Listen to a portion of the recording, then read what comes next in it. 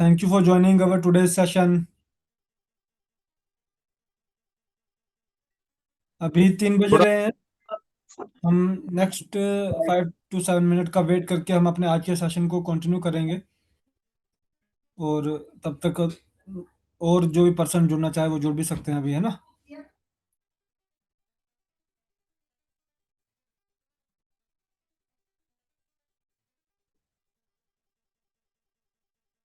इस हफ्ते में हमारे काफ़ी ज़्यादा एक्साइटमेंट रहने वाला है ऑनलाइन सेशन में। जैसा कि आप सबको मालूम ही है ना। अभी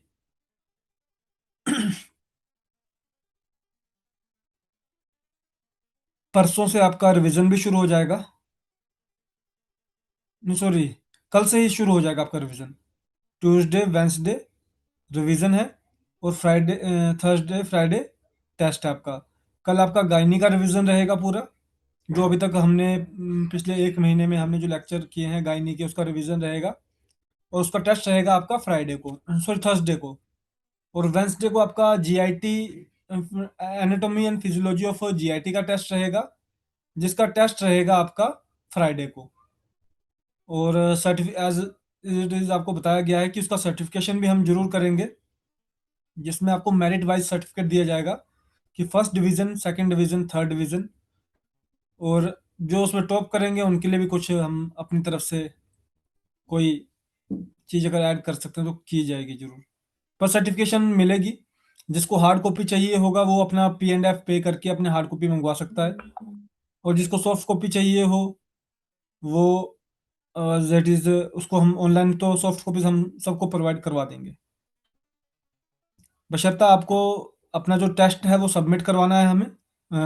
जो आपका टेस्ट, आप एक पेज लेंगे, उसके ऊपर आप उस टेस्ट को पूरा नोट डाउन कर लेंगे, जो आंसर्स को नोट डाउन करेंगे। और उन आंसर्स को नोट डाउन करने के बाद आप उसका फोटो खींच के हमें सेंड कर देंगे with your full name and mobile number.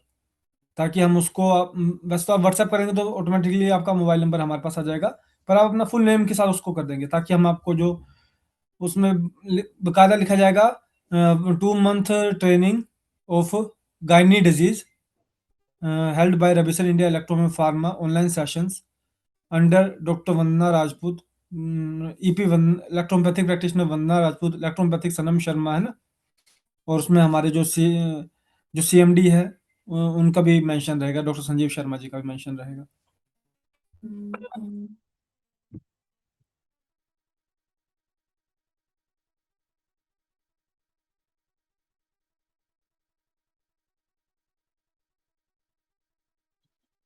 नमस्कार डॉक्टर साहब। नमस्कार सर, नमस्कार जी।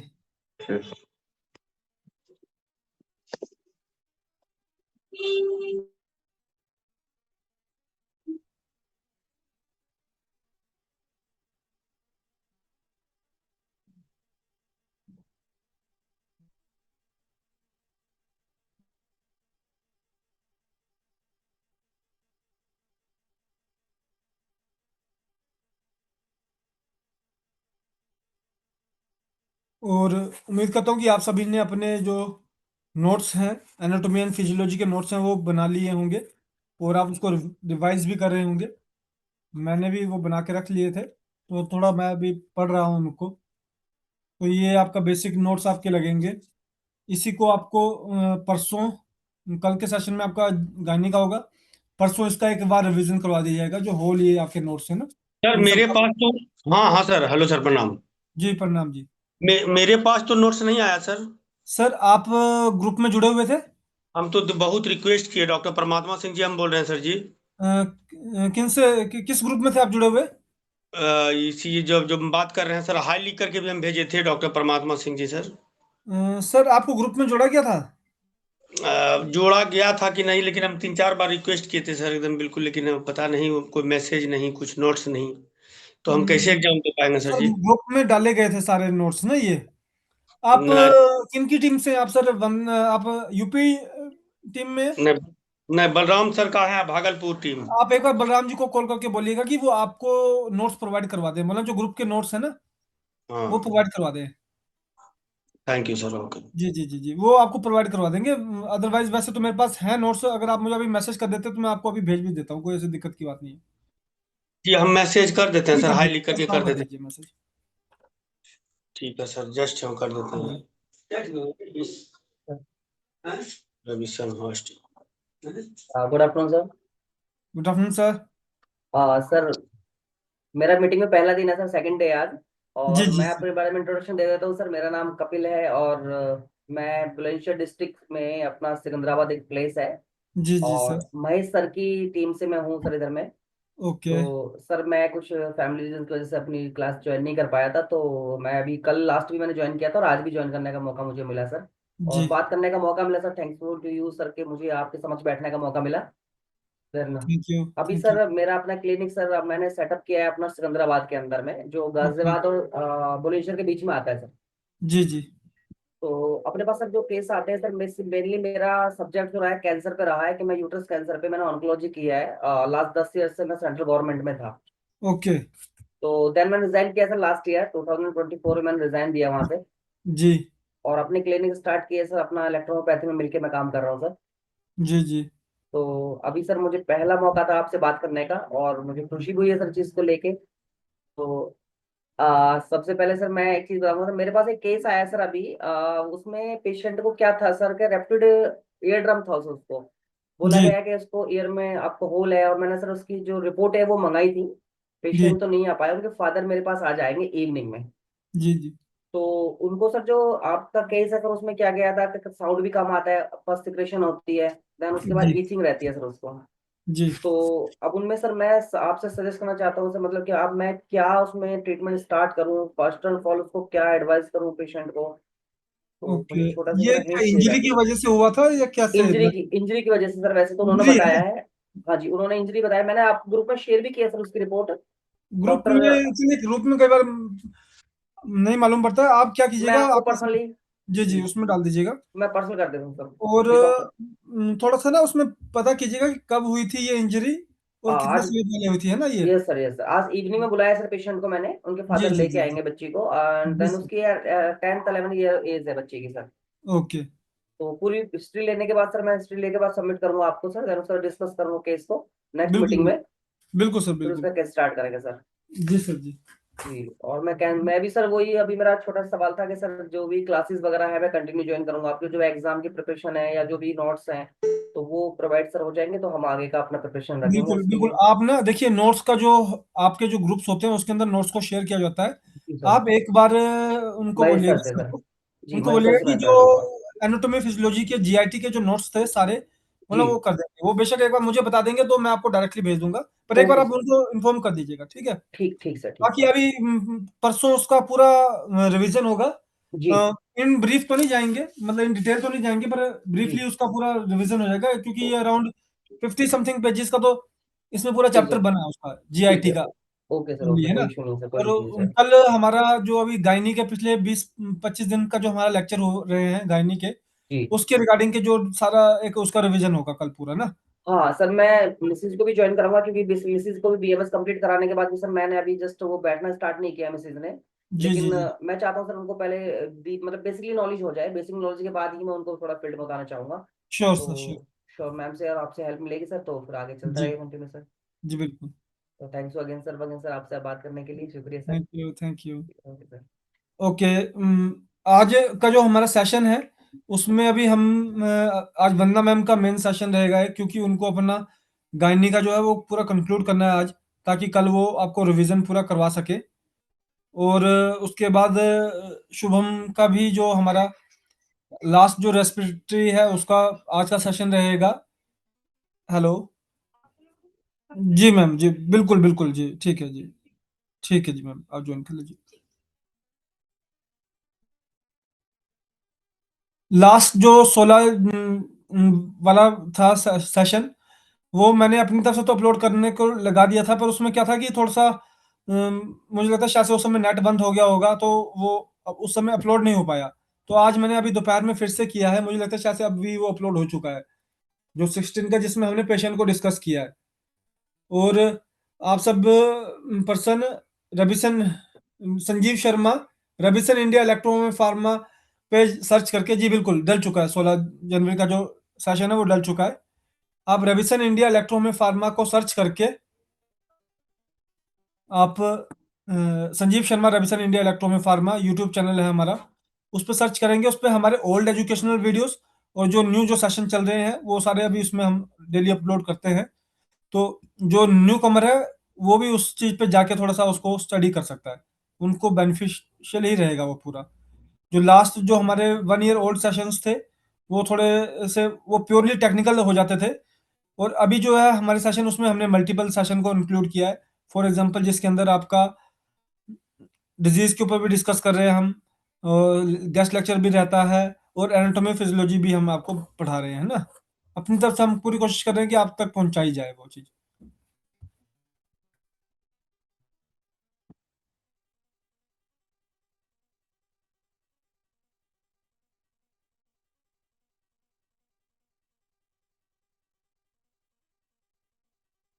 अभी हमारा एक जो न्यू बुक आया है, थोड़ा सा मैं आज उसके रिगार्डिंग भी आपको बताना चाहता था।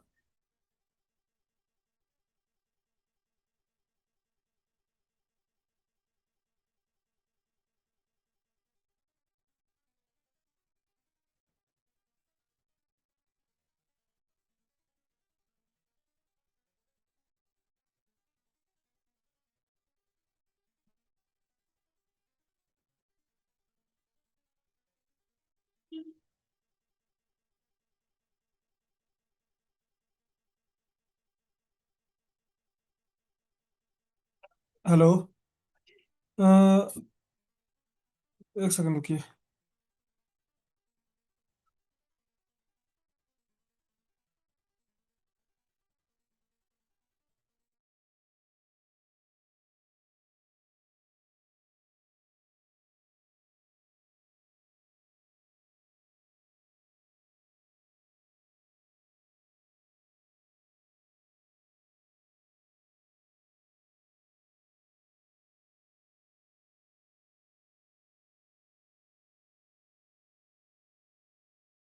मैं भी अभी नेक्स्ट जो मेरा पार्ट था आपको डिजीज के रिगार्डिंग पे, उसके ऊपर भी मैं जाना चाह रहा था, पर अभी क्या है कि पहले एक मेरा शेड्यूल था। अब परसों से फिर से हमारा शेड्यूल शुरू हो जाएगा, है ना। अभी हमारा महाराष्ट्र का शेड्यूल है, जिसमें कि 3 हमारे सेमिनार रहने वाले हैं, एक हमारा ग्रैंड ओपनिंग रहने वाला है। तो वो पूरा शेड्यूल है। तो मोस्ट प्रोबेबली जब वहाँ से वापस आऊँगा मैं, तो उसके बाद मैं भी अपना जो नेक्स्ट सेशन है, नेक्स्ट जो पार्ट है, जो कि हम डिस्कस करने वाले हैं मेडिसिन्स को, रेमेडी को, वन बाय वन रेमेडीज को डिस्कस करने वाले हैं। आज मैं थोड़ा सा आपको बुक के रिगार्डिंग इंफॉर्मेशन शेयर कर दूंगा। अगर किसी के पास वो बुक ना हो तो वो अपनी बुक को अरेंज करवा सकते हैं। हालांकि जो पर्सन इस बार आए थे, सेमिनार में आके गए थे, वो उस बुक को मैक्सिमम पर्सन परचेज कर गए हैं। पर अगर उसके अलावा किसी के पास वो बुक ना हो तो उस बुक को जरूर आप अपने पास अवेलेबल करवाएंगे, ताकि जब हम उस चीज़ के ऊपर डिस्कशन करना शुरू करें तो आपको भी दिक्कत ना हो और हमारे को भी दिक्कत ना हो आगे उसको इन्फॉर्मेशन क्लियर करने में आपको ना। काफ़ी ज़्यादा। सर, जी जी जी सर जी। आ, वो आपने सोनोग्राफी का बोला था ना, वो डायबिटिक पेशेंट का, जी जी सर। तो मैंने उसकी करवा ली है। जी। मैं आपने आपको मुझे व्हाट्सअप भेजिए तो। मैं आपको आप। व्हाट्सअप भेजता हूँ। जी जी प्लीज़ मुझे भेजिए सर एक बार ना। और सर मैं ये कह रहा हूँ, कोई मतलब अपना इसमें एक फार्मूला ऐसा नहीं है कि जैसे लुम्बर पेन वगैरह कहीं होता है बहुत, तो एलोपैथी की तरह इंस्टेंट उनको आराम हो जाए कुछ। सर आप ना एक सी आपको फिर क्या करना है, जैसे आपको 3 बनाने डाइल्यूशन, एक S5 का, एक C1 का, और एक YE का। पहले आप S5 देंगे उसको, 5 मिनट के बाद उसको C1 देंगे, उसके 5 मिनट के बाद आप YE देंगे, है ना। तो उससे उसको जी। 1 से आधे घंटे से 1 घंटे के अंदर उसका रिलीफ पूरा हो जाता है। ये किया, आधे घंटे का वेट किया, दूसरी डोज लेते ही उसका जो पेन है और कम हो जाएगा। इस तरह से आप जी। इसको शुरू के लिए यूज करवा सकते हैं, S5, C1 और YE, D6 में ये बना के आप। D6 में। जी जी, उसको आप एज ए इमरजेंसी दे सकते हैं, उसको बोला कि जिस दिन पेन ज्यादा हो उस दिन तीन हाँ हाँ। घंटे के लिए हर आधे घंटे के गैप पे इस चीज को वो कर ले। उसके 3 घंटे से ठीक। ज्यादा ना लें उनको, है ना। तो उसमें ठीक है आपका सर। डेफिनेटली एक अच्छा क्या आपको रिस्पॉन्स आएगा ही आएगा उसके अंदर। जी सर। तो जो अब हमारा जो मेरा नेक्स्ट पार्ट रहने वाला है, हम डिस्कस करेंगे इस बुक के ऊपर, electrohomeopathic diagnosis by temperamental and psychological indications. Sorry जी, हेलो।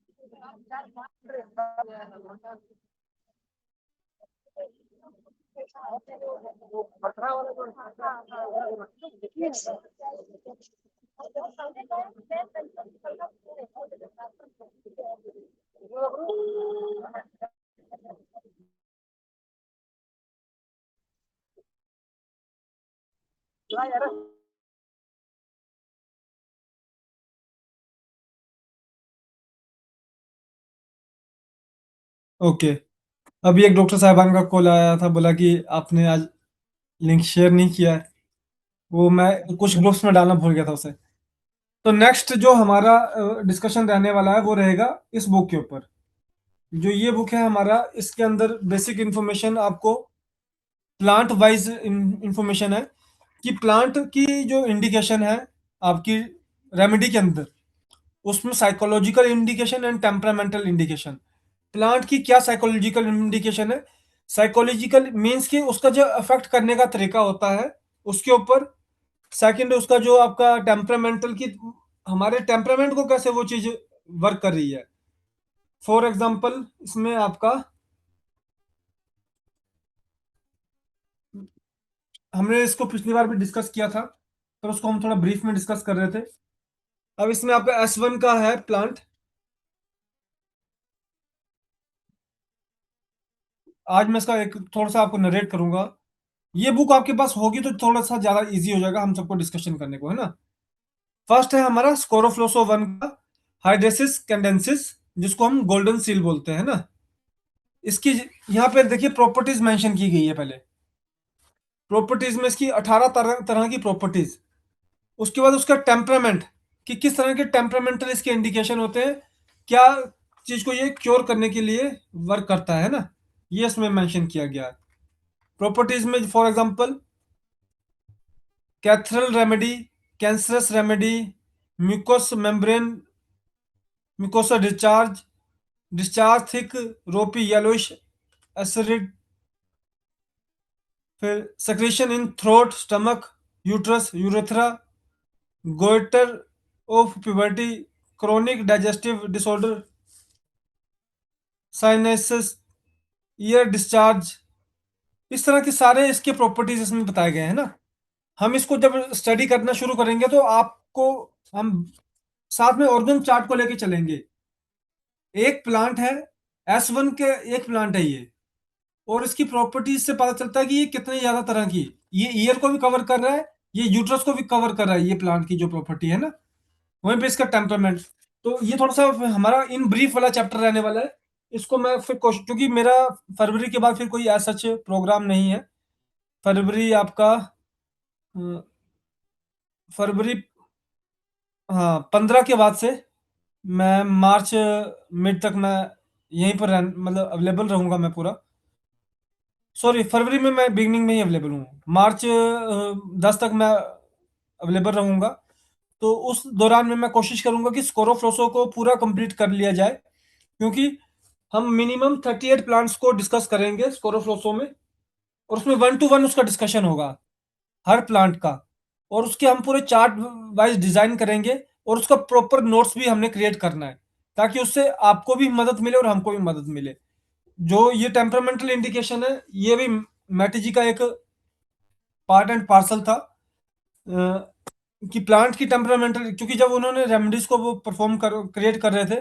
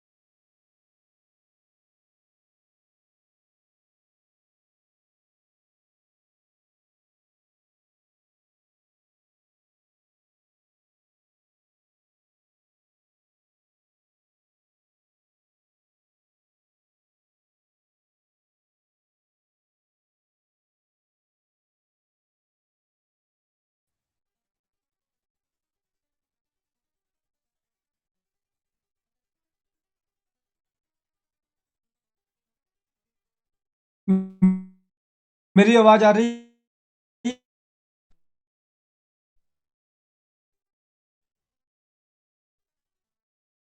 इसलिए थोड़ा लाइट चली गई है हमारे यहाँ पे ना।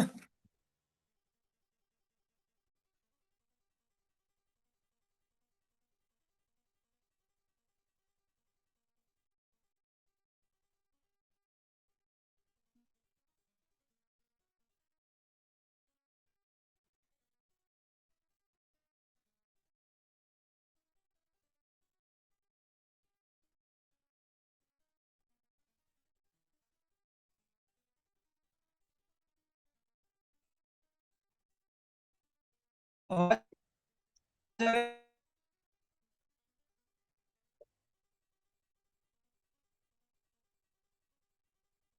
मेरी सर?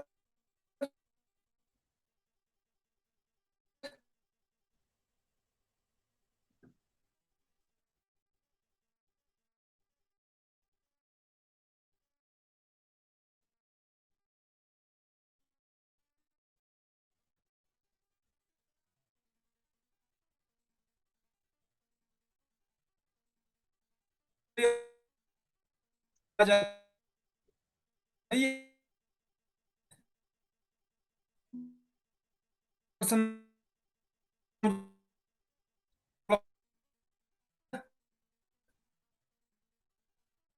हेलो, मेरी आवाज आ रही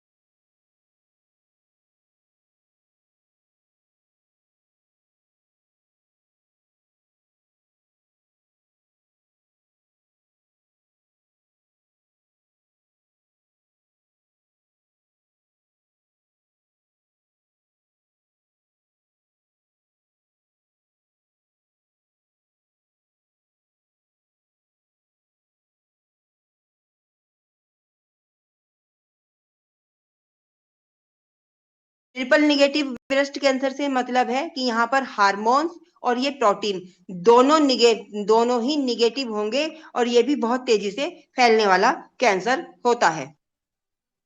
ये 5 प्रकार के कैंसर हैं जो ब्रेस्ट कैंसर में आपको रिपोर्ट में देखने को मिलेंगे।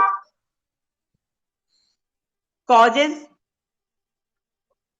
And risk factor, over age बढ़ती उम्र में हो सकता है, यदि पारिवारिक हिस्ट्री है तब हो सकता है, हार्मोनल भी इसके अंदर चेंजेस होंगे, जैसे अर्ली मिनार्क, लेट मिनोपॉज होना।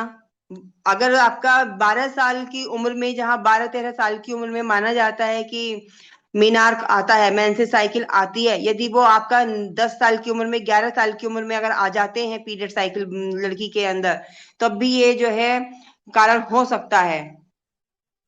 या लेट, बहुत मान लीजिए कि 45-50 साल की उम्र में माना जाता है मीनोपॉज हो जाता है, यदि वो ओवर एज जाके जो है मीनोपॉज होता है, तब भी ये सिम्टम्स कारण हो सकते हैं। ओबेसिटी होना, मोटापा, या जरूरत से अधिक अल्कोहल सेवन करना अगर लेडीज करती हैं, देर से या न होने वाला गर्भधारण या स्तनपान, यदि आफ्टर डिलीवरी बच्चे को जो है दुग्ध स्तनपान ना कराया जाए या गर्भधारण ना हो, तो दोनों कंडीशन में ब्रेस्ट कैंसर होने के चांसेस हो सकते हैं। बहुत ज्यादा रेडिएशन का संपर्क हो, तब भी इसका एक कारण हो सकता है। सिम्टम्स, सबसे पहले आमतौर पर आपको ब्रेस्ट में गांठ दिखाई देगी। अगर पेशेंट आपके पास जब आता है वो कहेगा कि मुझे गांठ दिखाई देती है। कुछ गांठें होती हैं कि जब कहते हैं कि बच्चा जन्म लेता है उस समय पे बन जाती है, क्योंकि बच्चा सही से दूध नहीं पी पाता है, वो कुछ टाइम के बाद अपने आप चली जाती हैं, और नहीं जाती हैं, बराबर बनी रहती हैं, तब में भी पॉसिबल चांस हो सकते हैं। कई बार तो होता है कि दर्द नहीं होगा, दर्द रहित होती हैं गांठें। कई बार पेन भी आपको दिखाई देता है। स्तन का आकार बढ़ जाता है, आकृति में बदलाव आ जाता है। कई बार जो है ब्रेस्ट निपल से आपका जो स्रावित होता है उसमें ब्लडी स्राव होगा, व्हाइटिश मिल्की या फिर ब्लडी। तो अगर कैंसरस है तो ब्लडी स्राव भी आपको देखने को मिलेगा। निपल अंदर की तरफ धंस जाते हैं। ऑरेंज पील अपीयरेंस, जो नॉर्मली ब्लैकिश स्किन होती है वहां पर आपको उसका कलर भी चेंज पड़ने लगता है, गड्ढे पड़ जाते हैं, ऑरेंज कलर के हो सकते हैं। बगल में आपका अगर हम देखेंगे तो कई बार लिम्फ नोड्स हमें दिखाई देती हैं। ये सिम्टम्स हैं ब्रेस्ट कैंसर को पहचानने के लिए कि मे बी पॉसिबल हो सकता है। डायग्नोज कैसे करेंगे? सिंपल सिटी, सबसे पहले आप अपने पेशेंट को temperamental pulse diagnose, self breast examination patient से कंफर्म करें कि आपने ऐसा किया क्लिनिकली आप जो है फर्स्टली आप खुद जो लेडी डॉक्टर है वो उसको देख सकती है। मेमोग्राफी करवा सकते हैं, अल्ट्रासाउंड आप ले सकते हैं, एमआरआई। मेमोग्राफी से ज्यादा आपको पता लगता है कि किस तरह की वहां पर पुटी बनी हुई है और उसमें किस तरह के चांसेस ज्यादा हो रहे हैं।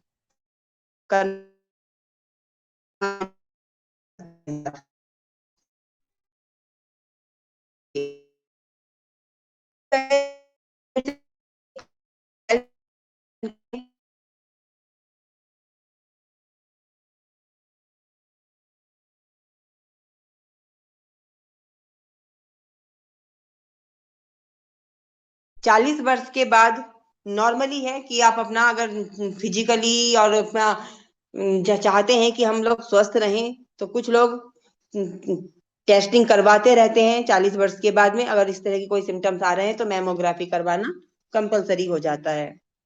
बैलेंस डाइट लें, वजन कंट्रोल रखें, नियमित व्यायाम करें, अल्कोहल तंबाकू से परहेज करें, और जो महिलाएं बच्चों को दूध पिलाना नहीं चाहती हैं और इस चीज की तरफ प्रोत्साहित करें कि आप अपने बच्चे को दूध पिलाएं। अर्ली डिटेक्शन कैसे कर सकते हैं? अगर हमें पता लग जाता है कि ऐसा हो सकता है तो उसको हम अपने पेशेंट को जो है इस तरफ सेफ जोन में रख सकते हैं।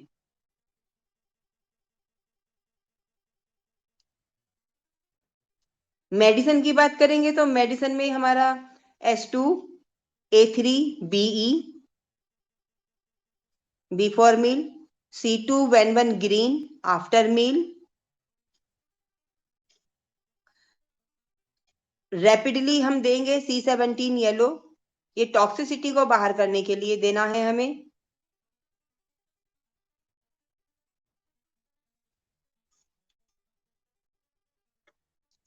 हेलो,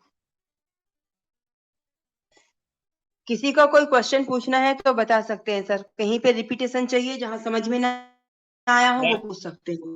फिर से रिपीट कीजिए मैम। मैम। देखिए, सबसे पहले आपको ये याद रखना है कि ब्रेस्ट कैंसर होता है तो वो आपका मिल्क ग्लैंड के अंदर होता है, चाहे वो प्री पार्ट जो डक्ट है वहां हो या जो अपर आगे आके जो लोब्यूल्स होते हैं वहां पर हो, दोनों ही कंडीशन में हो सकता है।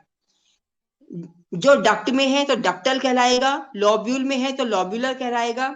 कई बार इन्फ्लामेटरी यहाँ जो है इन्फ्लामेशन बराबर बना रहता है, तो ये बहुत तेजी से फैलने वाला होता है। यदि ब्रेस्ट में जो मिल्क ग्लैंड्स हैं वहां पर जो प्रोटीन लेवल होता है, जो सेल्स प्रोटीन बनाने का सेक्रेशन का काम कर रही है, तो वो अगर ज्यादा है, ओवर ग्रोथ हो रही है वहां पर, तो वो जो है पॉजिटिव आने पर वहां पर ये HER2 कहलाएगा।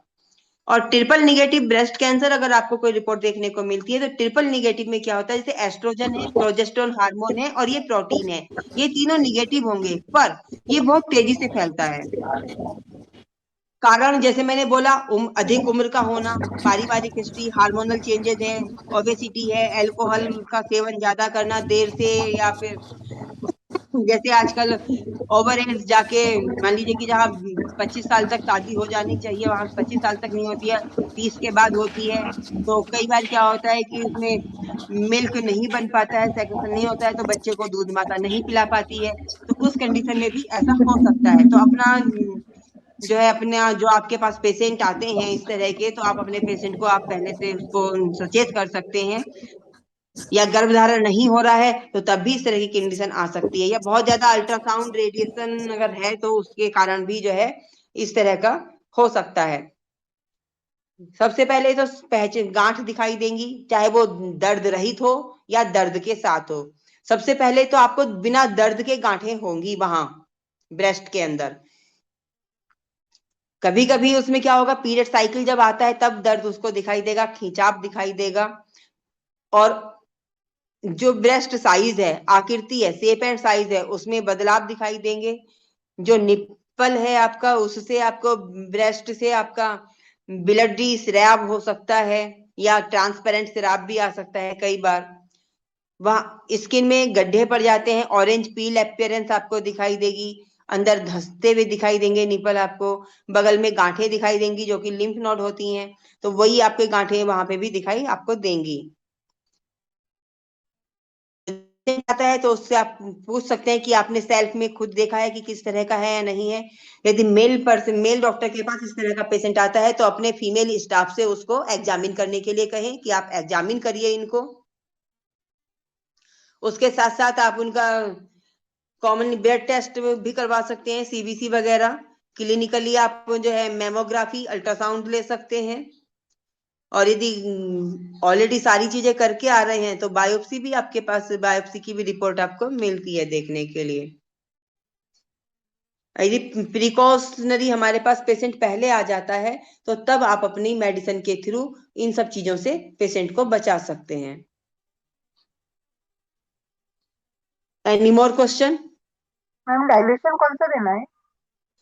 हाँ, स्टार्टिंग D5 से करिए, कैंसर से है तो D6 में भी दे सकते हैं आप। यदि और बाद में लगता है तो फिर D4 में चेंज कर दीजिएगा, पेशेंट को जब रिलीफ नहीं मिलता है तो। और पेटेंट मेडिसिन कौन से उसमें? जी, पेटेंट मेडिसिन कौन से देने हैं अपने डाइल्यूशन पेटेंट? वो अकॉर्डिंग कंडीशन आप दे सकते हैं उसमें। 13 अगर BP पेशेंट का लो रहता है तो 13 नंबर ऐड कर दीजिए। नींद डिस्टर्ब रहती है तो गाइनो भी आप दे सकते हैं। बाकी आपका फर्स्टली तो पहले डाइल्यूशन पर ही रखिए उसको, 15 दिन 20 दिन, उसके बाद आप पेटेंट ऐड करिएगा। ओके मैम, थैंक हाँ, लगभग 1 मंथ डाइल्यूशन पे रखिए। उसके बाद अपना जैसे पेशेंट की कंडीशन होती है उसके बाद अपना जैसे तो R27 है या इसका स्पेशल प्रोडक्ट जो आपका कैंसोमिन SP है, ये हम ऐड कर देते हैं। अगर हमारे पास पेशेंट स्टार्टिंग में रिपोर्ट लेके आ रहा है तब आप सारी चीजें साथ दे दीजिए एक बार को, कोई प्रॉब्लम नहीं। जहां कंफर्म ही ना हो कि ये कैंसर है कि नहीं है तो प्रिकॉशनरी उसको पहले डाइल्यूशन दीजिए, उसके बाद उसका एग्जामिन करिए, रिपोर्ट कराइए, और उसके बाद में आप जो है अपना फिर अपना ये R27 या कैंसर SP, ये दोनों में से कोई एक ऐड कर देंगे। पेन वगैरह रहता है तो रिलैक्सो पेन आप दे सकते हैं 18 नंबर।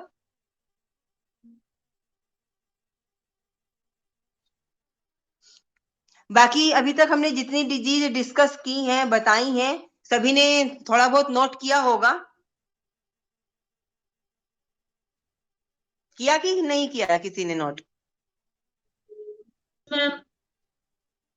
नोट्स बनाए हैं ना थोड़े बहुत, जितने भी बना पाए हैं?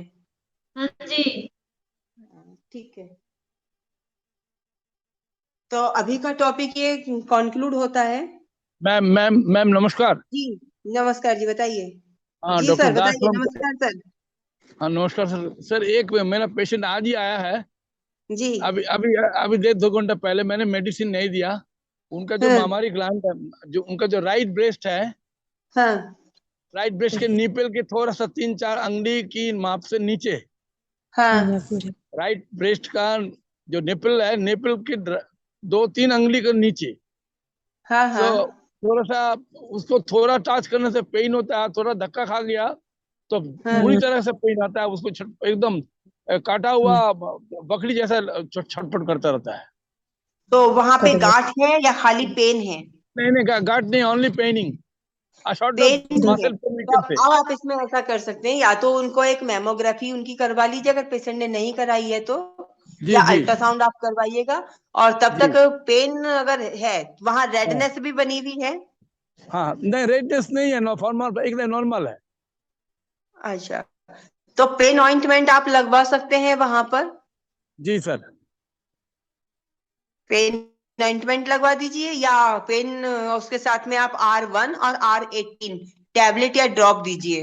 अच्छा, S2C2 दीजिए खाली। हाँ S2C2। S2C2। ओके ओके हाँ ओके। S2 और C2 देंगे, बिफोर मील आफ्टर मील। बाकी R1 R18 दे दीजिएगा। और पेन इसी से सही हो जाना चाहिए, और नहीं होता है तो फिर उनका एक चेकअप करवा लीजिएगा। मैं I was planning as per the protocol of books की वो S2 एंड RE मैं सोच रहा था। जी जी, वो आपको मैंने रिलैक्सो पेन बताया ना। अच्छा अच्छा, yes that is there. Okay okay okay, that I will do. हाँ okay, thank you ma'am, thank you ma'am, हाँ, नमस्कार नमस्कार मैम। ओके जी, ओके जी। हाँ जी।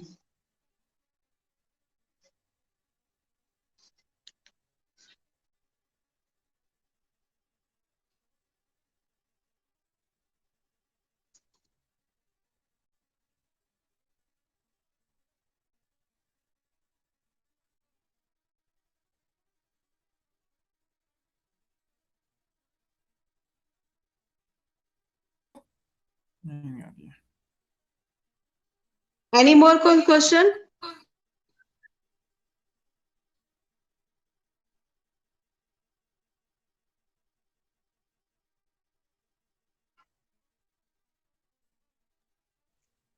रैपिड डोज बताइए ना। रैपिड डोज सर, जो भी आप टॉक्सिसिटी के लिए फॉर्मूला लेते हैं, जैसे कॉमन हमारा C17 येलो या C17, या तो C17 को हम सिंगल देते हैं या C17 के साथ में येलो इलेक्ट्रिसिटी ऐड करते हैं। तो हम अकॉर्डिंग कंडीशन 2 से 3 ड्रॉप पर आवर किसी भी कंडीशन में किसी भी डिजीज में पेशेंट को अप्लाई करते हैं। Okay madam, thank you.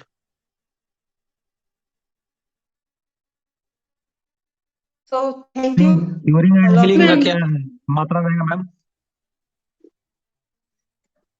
Sir before meal या आफ्टर मील जो हमने डाइल्यूशन हमने बताए हैं, तो वो हमारी कॉमन डोज है रहती है 15 drops TDS 3 times, after meal हो या बिफोर मील हो, 15 बूंद दिन में 3 बार।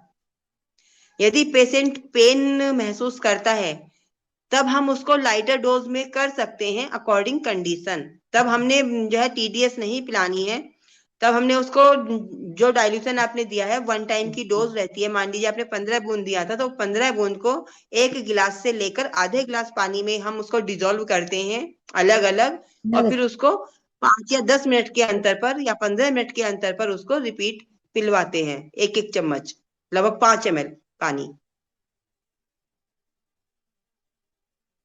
पहले तो डायरेक्ट ऑन टंग ही चाहिएगा। यदि ऑन टंग से कोई प्रॉब्लम क्रिएट होती है पेशेंट को, या आपको बताता है कि मुझे रिजल्ट कम आ रहा है, पेन बहुत ज्यादा बढ़ रहा है, तब उसको लाइटर में करना है, नहीं तो डायरेक्ट ऑन टंग ही देंगे, पानी नहीं मिलाएंगे। जी मैं खाली टंग। जी क्या बोला आपने सुमन जी? बोले टंग में डायरेक्ट देना है मैम? क्या बोले आप, समझ में नहीं आया। टंग में डायरेक्ट देना है मैम? हाँ, डायरेक्ट 15 बूंद डायरेक्ट पिलाएंगे बिना पानी मिलाए। ठीक है मैम, ओके। हेलो ठीक मैम। है जी। जी बोलिए।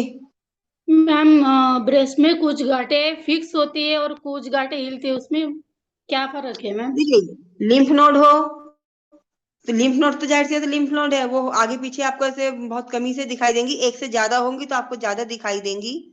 ठीक है, सॉफ्ट है या हार्ड है, एक ही जगह बनी हुई है, तब आप उसके ऊपर पेन ऑइंटमेंट या ग्रीन ऑइंटमेंट को अप्लाई कराते हैं, तो वो आपका अपनी जगह पे ही जो वहाँ की मसल्स हैं, टिश्यूज हैं, वो वहीं पे अपने आप मेडिसिन के थ्रू फैल जाते हैं और अपनी जगह पे वहां से जो एक्स्ट्रा ओवर ग्रोथ हो रही थी वो खत्म हो जाती है। बाकी जो डाइल्यूशन बताए हैं वो आपको पीने के लिए देना होते हैं। जी मैम, जी ma'am, thank you ma'am. Okay, so thank you very much. Hello ma'am. जी ललित जी बोलिए। मैम नमस्कार। नमस्ते। मैम क्योरिंग फॉर्मूला बता दीजिए एक बार, वो लिखा नहीं गया था, थोड़ा सा देखिए तो आवाज नहीं आ रही थी आपकी। अच्छा, क्योरिंग क्योरिंग बस। इलेक्ट्रिसिटी बोला था। C2। बी बी अच्छा, क्योरिंग। जी जी जी। C2 वेनवन green. Okay ma'am, thank you. So thank you very much. Over to Sanam Sharma जी।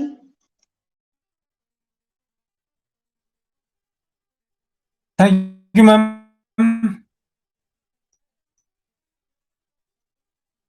अभी मेरी आवाज आ रही है क्लियर? Yes sir.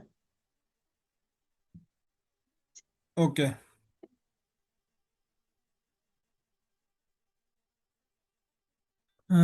वंदना मैम अभी हमारे साथ थोड़ी देर बने रहेंगे, और कल वंदना मैम का रिवीजन सेशन रहने वाला है, जिसके अंदर आप सब ही लोग अपने पेन एंड नोटबुक के साथ जरूर रेडी रहें।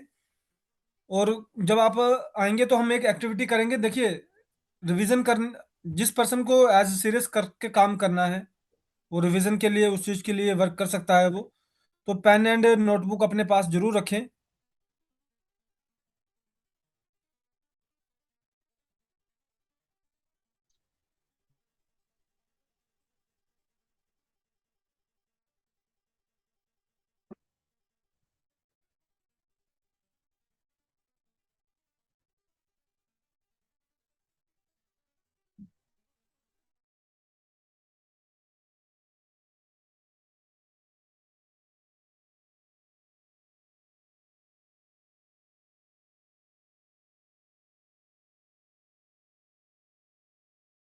तो आपसे एक्टिविटी होगी, फॉर एग्जांपल हम डिजीज का नाम लिखेंगे एक तरफ उनके symptoms, common and non common symptoms, और लास्ट में उनकी medicine, common and non common medicine.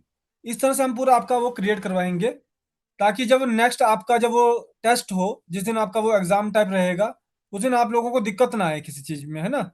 आप लोगों का एक वेल प्रिपेयर्ड एग्जाम रहना चाहिए, आप लोगों का एक वेल रिप्लाई रहना चाहिए, रिस्पॉन्स रहना चाहिए हमको उस एग्जाम में, जिससे कि हम आपको एक अच्छे सर्टिफिकेशन प्रोवाइड करवा सकें। तो जब मैं अभी आपके पास उस समय लाइट चली गई थी, तो जो मेरा पार्ट ऑफ लेक्चर रहने वाला है, जो नेक्स्ट रहेगा अभी शेड्यूल से वापस आने के बाद, तो उसमें हम एवरी रेमेडी के प्लांट वाइज डिस्कशन करेंगे। हम हर रेमेडी का प्लांट वाइज डिस्कशन करेंगे। पहले हम कुछ चार्ट्स को डिस्कस करेंगे कि कौन से रेमेडी में कौन सा प्लांट रहता है। हमारे पास उसके रिगार्डिंग के चार्ट्स भी, बड़े बड़े चार्ट भी पड़े हुए हैं। उन चार्ट को भी जिस पर्सन को रहेगा उस समय वो अवेलेबल भी करवाए जाएंगे बाद में। और आप अपने नियरेस्ट डिस्ट्रीब्यूटर से बोल के भी अपना जो रेमेडी प्लांट चार्ट है वॉल्यूम 1 एंड वॉल्यूम 2 का, वो भी आप उनसे मंगवा सकते हैं, पहली चीज आपकी। और दूसरा हमारा कि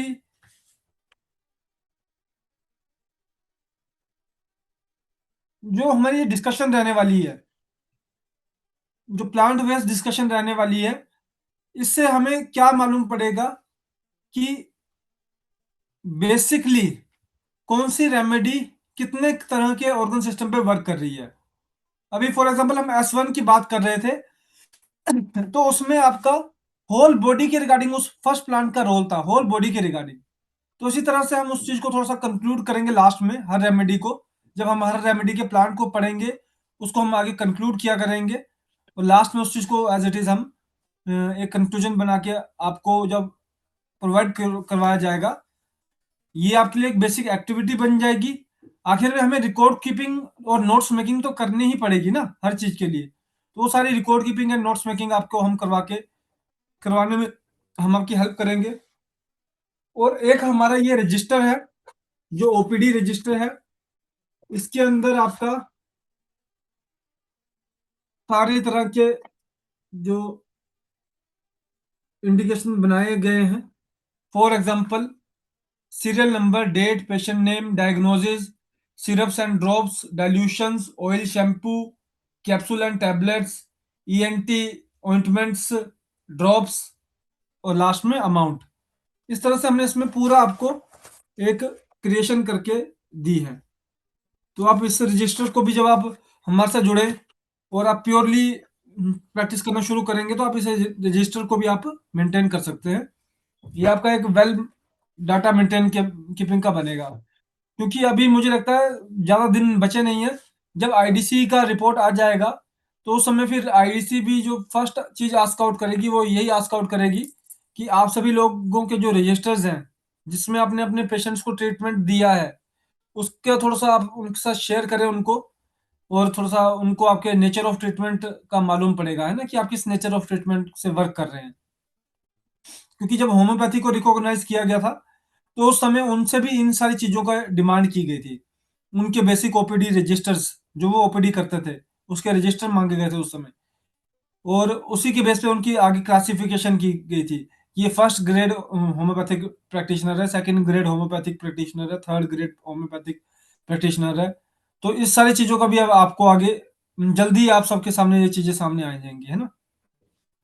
तो अभी अगर मान लीजिए किसी पर्सन का कोई पेशेंट के रिगार्डिंग कोई डिस्कशन हो, आज का पेशेंट के रिगार्डिंग बात करना चाहे तो वो बात कर सकते हैं। सर नमस्ते सर। नमस्कार सर। सर एक बच्ची है, उसका उम्र है सर 15 साल का। उसका सर जी वो सर। अंडर वेट है सर। उसका भी फियर के लिए सर बहुत फियर है उसका माइंड में। उसको जी जी सर क्या दे सकते हैं सर? सर अभी उनके मेंसेस आए हैं अभी? हाँ सर, मेंसेस आ गया, पीरियड सर रेगुलर हो रहा है। ओके ठीक है, हम उसमें थोड़ा सा उनका और उनकी जनरल इम्यूनिटी कैसी रहती है, ज्यादा बीमार तो नहीं रहते हैं वो? नहीं सर, वो पहले सर उसका हाथ पाँव में सर वो स्वेटिंग होता है, वो उसको सब में दे दिया, वो बंद हो गया। फिर भी वो ओ, तो ठीक है, एकदम ठीक है। वो उसका उम्र है 15 साल है। उसका सर वेट है 33 सर। जी इस तरफ है उसका सर नेचर है सर थकनेस। वो छोटा छोटा बात में वो शक कर जाता है, और फियर है, बहुत फेयर है, और इंटेलिजेंस जी है सर। वो पार्ट बहुत सर स्टडी बहुत अच्छा करता है सर। ओके। आप इसमें जो पहला जो आप इसमें स्टार्ट करेंगे वो आप S10 C10 एक ये फॉर्मूला दीजिए। सर दूसरा एक आप मिनट उनको सर, दीजिए C10 S10। जी, एक आप ये फॉर्मूला दीजिए उन्हें। दूसरा आप उनको देंगे sir F1। C10 S10 sir कितना डायल्यूशन देंगे? सर ये आप पहले आप दोनों लिख लीजिए, S10 हाँ सर। C10 before me. हाँ सर। जी F1 11 WE F1 सर ये आफ्टर मील। ये आप दो सर इनको देंगे खाना खाने से 15 मिनट पहले, 15 मिनट बाद D5 में देंगे ये आप पहले इनको, ठीक है। सर और आपके पास पेटेंट प्रोडक्ट है सर? हाँ सर मेरे पास है। पेटेंट में थोड़ा सा ना आप इनसे पूछिएगा कि इनको कॉन्स्टिपेशन वगैरह तो नहीं बनी रहती है कि हाँ बार सर बार वो क्योंकि भूख नहीं। सर कॉन्स्टिपेशन है सर। तो आप इसमें खाना खाने से आधा घंटे के बाद देंगे लिवोएसआर सिरप, अच्छा सर 2 टाइम सुबह शाम। और रात में आप इनको sorry early in the morning जैसे ये उठते हैं उस समय आप सर जैसे चाय की तरह गर्म पानी होता है ना, सर 1 कप चाय की तरह गर्म पानी के अंदर 2 चम्मच एनजीप्लेक्स के पिलाएंगे सिर्फ मॉर्निंग के अंदर एक बार। ठीक है सर। ये 2 चीजों को आप देना शुरू करेंगे। 15 दिन में इनकी भूख के ऊपर क्या चेंजेस आते हैं और और इनकी पारा जनरल तुम के अंदर कपड़ा तुम उसके नहीं साथ जानते? भूख लगता है सर, बहुत अच्छा भूख लगता है सर, बार बार जी खाता है सर, खाना खाता है सर। सर उसके बाद भी अगर वही चीज हमें देखनी है जो 15 दिन के बाद जो उनकी भूख, मान लीजिए कई बार क्या होता है एक्स्ट्रा भूख भी लगती है पर बॉडी में उतना ज्यादा इंप्रूवमेंट देखने को नहीं मिलता है ना। ठीक है सर। जी तो इन सारी चीजों को आप ध्यान में देखते हुए चलेंगे आगे, और फिर उसके बेस पे हम अगला जो ट्रीटमेंट है उसको हम कंसीडर कर सकते हैं। सर जी सर रेबिशन का सर मेडिसिन बहुत अच्छा काम रिजल्ट दिया है सर। मैंने तो सर जी 2 बार सर आपके पास से लिया, वो बहुत जी जी अच्छा सर रेस्पॉन्ड हुआ सर, बहुत अच्छा असरदार है सर। डॉक्टर योगेश जी आपका next question sir. Doctor Yogesh ji आपका हैंड रेज है, आपका कोई question sir? Hello sir. Doctor Paramatma ji sir. जी जी सर, मेरा क्वेश्चन था सर। जी सर जी तकरीबन 17 साल की लड़की है और आंख के ऊपर जो है ना सर, छोटा छोटा फोड़ा फोड़ा फोड़ा हो जाता है और मतलब दर्द रहित रहती है, कभी दर्द करता है कभी नहीं करता, लेकिन दवाई देते हैं तो समाप्त हो जाता है अंग्रेजी, और फिर ये जी मतलब हो ही रहा है, तो इसके लिए हम क्या करें? छोटा छोटा छोटा कितने समय से सर उनको ये दिक्कत? तकरीबन 1 मंथ से सर, 1 महीना से। उससे पहले कभी बॉडी में ऐसी कोई दिक्कत देखने को नहीं मिली उन्हें, है ना? नहीं अब कभी नहीं, मतलब 15-17 साल की लड़की है सर, आँख के आप ऊपर इसमें सर नहीं। अभी S5WE आफ्टर मील दें एक बार। S5WE, ठीक। आफ्टर मील पेट कैसा रहता है इनका? बहुत सुंदर सर, बहुत फर्स्ट क्लास, उसमें कोई दिक्कत नहीं फर्स्ट क्लास। मतलब कोई दिक्कत नहीं है ना डाइजेशन रिगार्डिंग? तो आप जी इसमें क्या करेंगे इनको एक आपका पेटेंट प्रोडक्ट भी है सर? हाँ हाँ, रेविशन का ही टोटल हम चलाते हैं सर, बलराम सर के द्वारा। ओके ओके उसमें आप सर एल्कोलिन सिरप इनको 2 टाइम खाना खाने के बाद दीजिएगा। खाना अच्छा, खाने से आधा घंटे के बाद 1 चम्मच पिलाइएगा। और अल्कोहलिन और सिरप टैबलेट मतलब में आप जी जी एक एक चम्मच सुबह, 1 चम्मच शाम सर ना? जी जी जी जी खाना खाने से आधा घंटे के बाद। अच्छा, और टैबलेट दिन में आप इनको 2 बार में चूसने के लिए देना है, वो खाने से अलग ही देना है वो अपने इनको। एक आप टेबलेट इनको कौन? दीजिएगा 5 नंबर अच्छा और एक आर दीजिएगा 19 नंबर। अच्छा R19। सिंगल सिंगल टैबलेट 2 बार चूसने के लिए दे दीजिएगा। ठीक है सर, ओके ओके सर। जी इसको पे थैंक यू सर। जी बिल्कुल। हेलो जी डॉक्टर मोनू जायसवाल नेम से आ रहा है सर, प्लीज बोलिए सर। सर नमस्कार। नमस्कार जी। सर ये एलोपेशिया के लिए क्या देंगे सर? एलोपेशिया सर एरिएटा के बिल्कुल लिए ट्रीटमेंट बहुत बेस्ट वर्क कर रहा है सर इससे मैं, का। आपने दिया किसी मैंने को पहले कभी? सर मैंने बहुत सारे पेशेंट पे ट्राई करा है पर बहुतों में रिजल्ट कुछ में अच्छा मिलता है फिर नहीं मिलता है सर। जैसे सर देखिए अब जब रिजल्ट मिल रहा है और रिजल्ट मिलने से रुक जाता है ना, उसका मतलब हाँ है कि सर। कहीं ना कहीं पे डोमोलॉजी के अंदर दिक्कत आ रही है, ठीक है। जी जी सर। उसमें फॉर्मूला का कोई दिक्कत कसूर नहीं है, उसमें हमें उसको देने के तरीके को चेंज करना होता है ना। जी सर। तो इस तरीके से आपके 2-3 पेशेंट जो आपने देख रखे हैं जिसमें रिजल्ट आया और रिजल्ट आना रुक गया, आप थोड़ा सा उनके रिगार्डिंग डिस्कशन कीजिएगा ताकि हम आगे चल थोड़ा सा आगे उसके ऊपर एक कंक्लूजन बना सके, है ना। जी सर।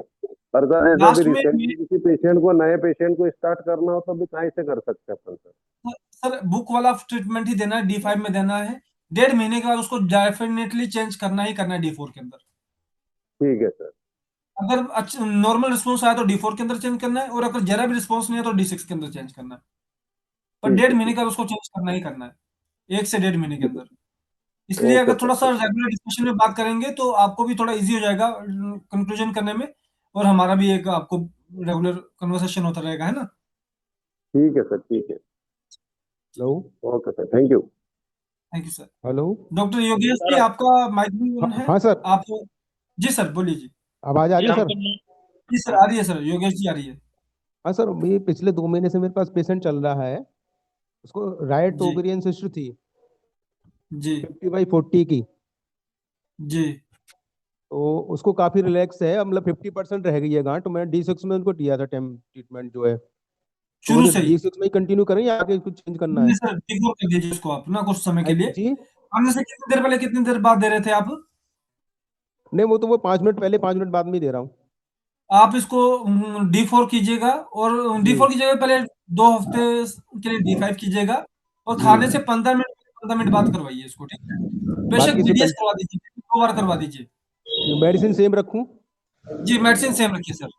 ठीक सर, थैंक यू। धन्यवाद जी। Next next please. सर जी मैम। सर एक पेशेंट है, 4 साल का लड़का है, जी हीमोफीलिया फैक्टर 8 हो गया है, तो उसको मैंने ट्रीटमेंट दिया था, जो किताब में आपने वो किताब में से देख के दिया था, सिंगल सिंगल जी जी S5 A3 F1 सब सिंगल सिंगल बना के दिया सर, और जी R8 टैबलेट्स मेगाटोनेसर और RE-BE अप्लाई की है।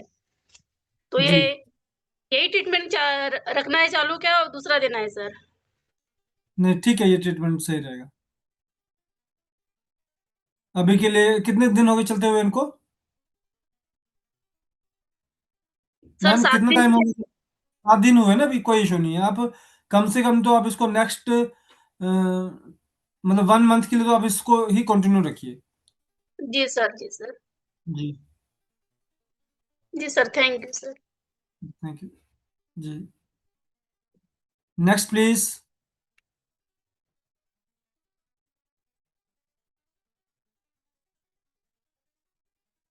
नोट्स थोड़ा सर हमको डॉक्टर परमात्मा सिंह जी बोल रहे हैं सर, हमको देना ही है सर थोड़ा सा। जी जी जी जी बोलिए। नोट्स मेरा जी।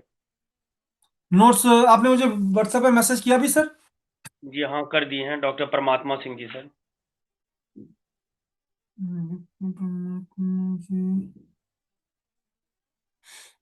ये सर आप मुझे एक बार नंबर बोलेंगे, किस नंबर पे किया आपने मुझे मैसेज? अब आपने मेरा सर नंबर को किया या मुझे किया? मेरा नंबर ही लिख लीजिए सर, 9955 955 24168।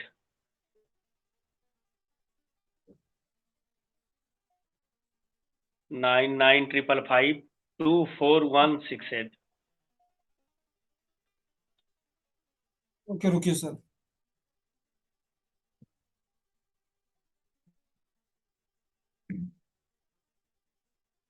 ओके मैंने आपको हाई का मैसेज किया एक बार, आप हाँ देख हाँ लीजिए। आ गया सर, आ गया सर। जी ठीक है, मैं आपको नोट्स जो है वो शेयर कर दूंगा सर। मैं आपको ओके नोट्स शेयर अभी कर देता हूँ वैसे।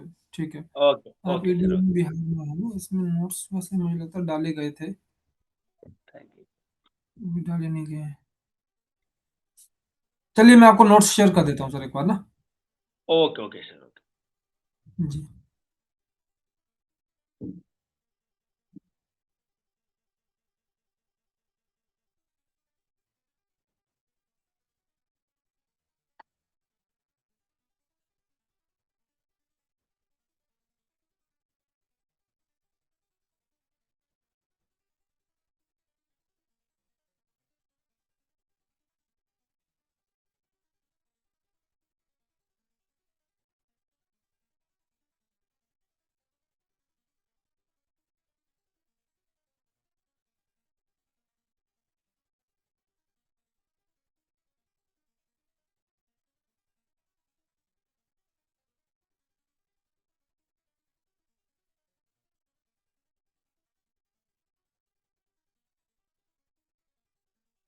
ठीक है सर, अभी आपको आ जाएंगे नोट्स, कोई इशू नहीं है।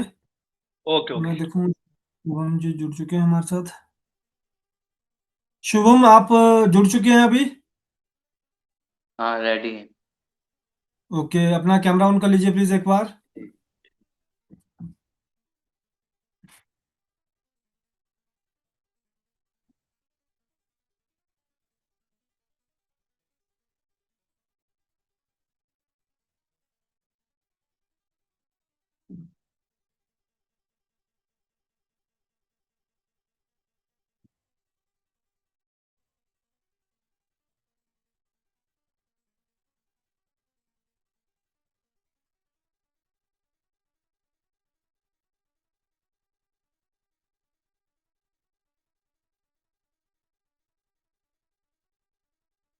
शुभम, कैमरा को जरा सीधा कीजिएगा।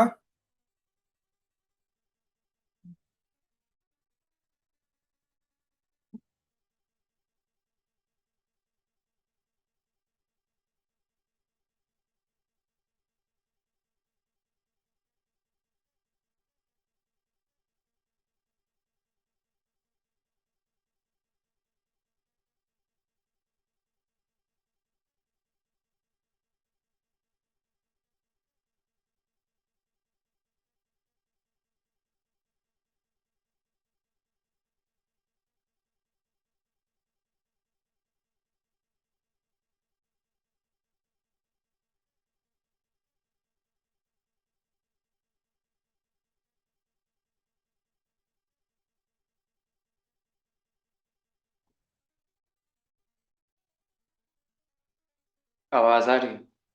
जी शुभम, आवाज आ रही है। आप लाइव स्क्रीन पे हैं, प्लीज अपना लेक्चर कंटिन्यू करें।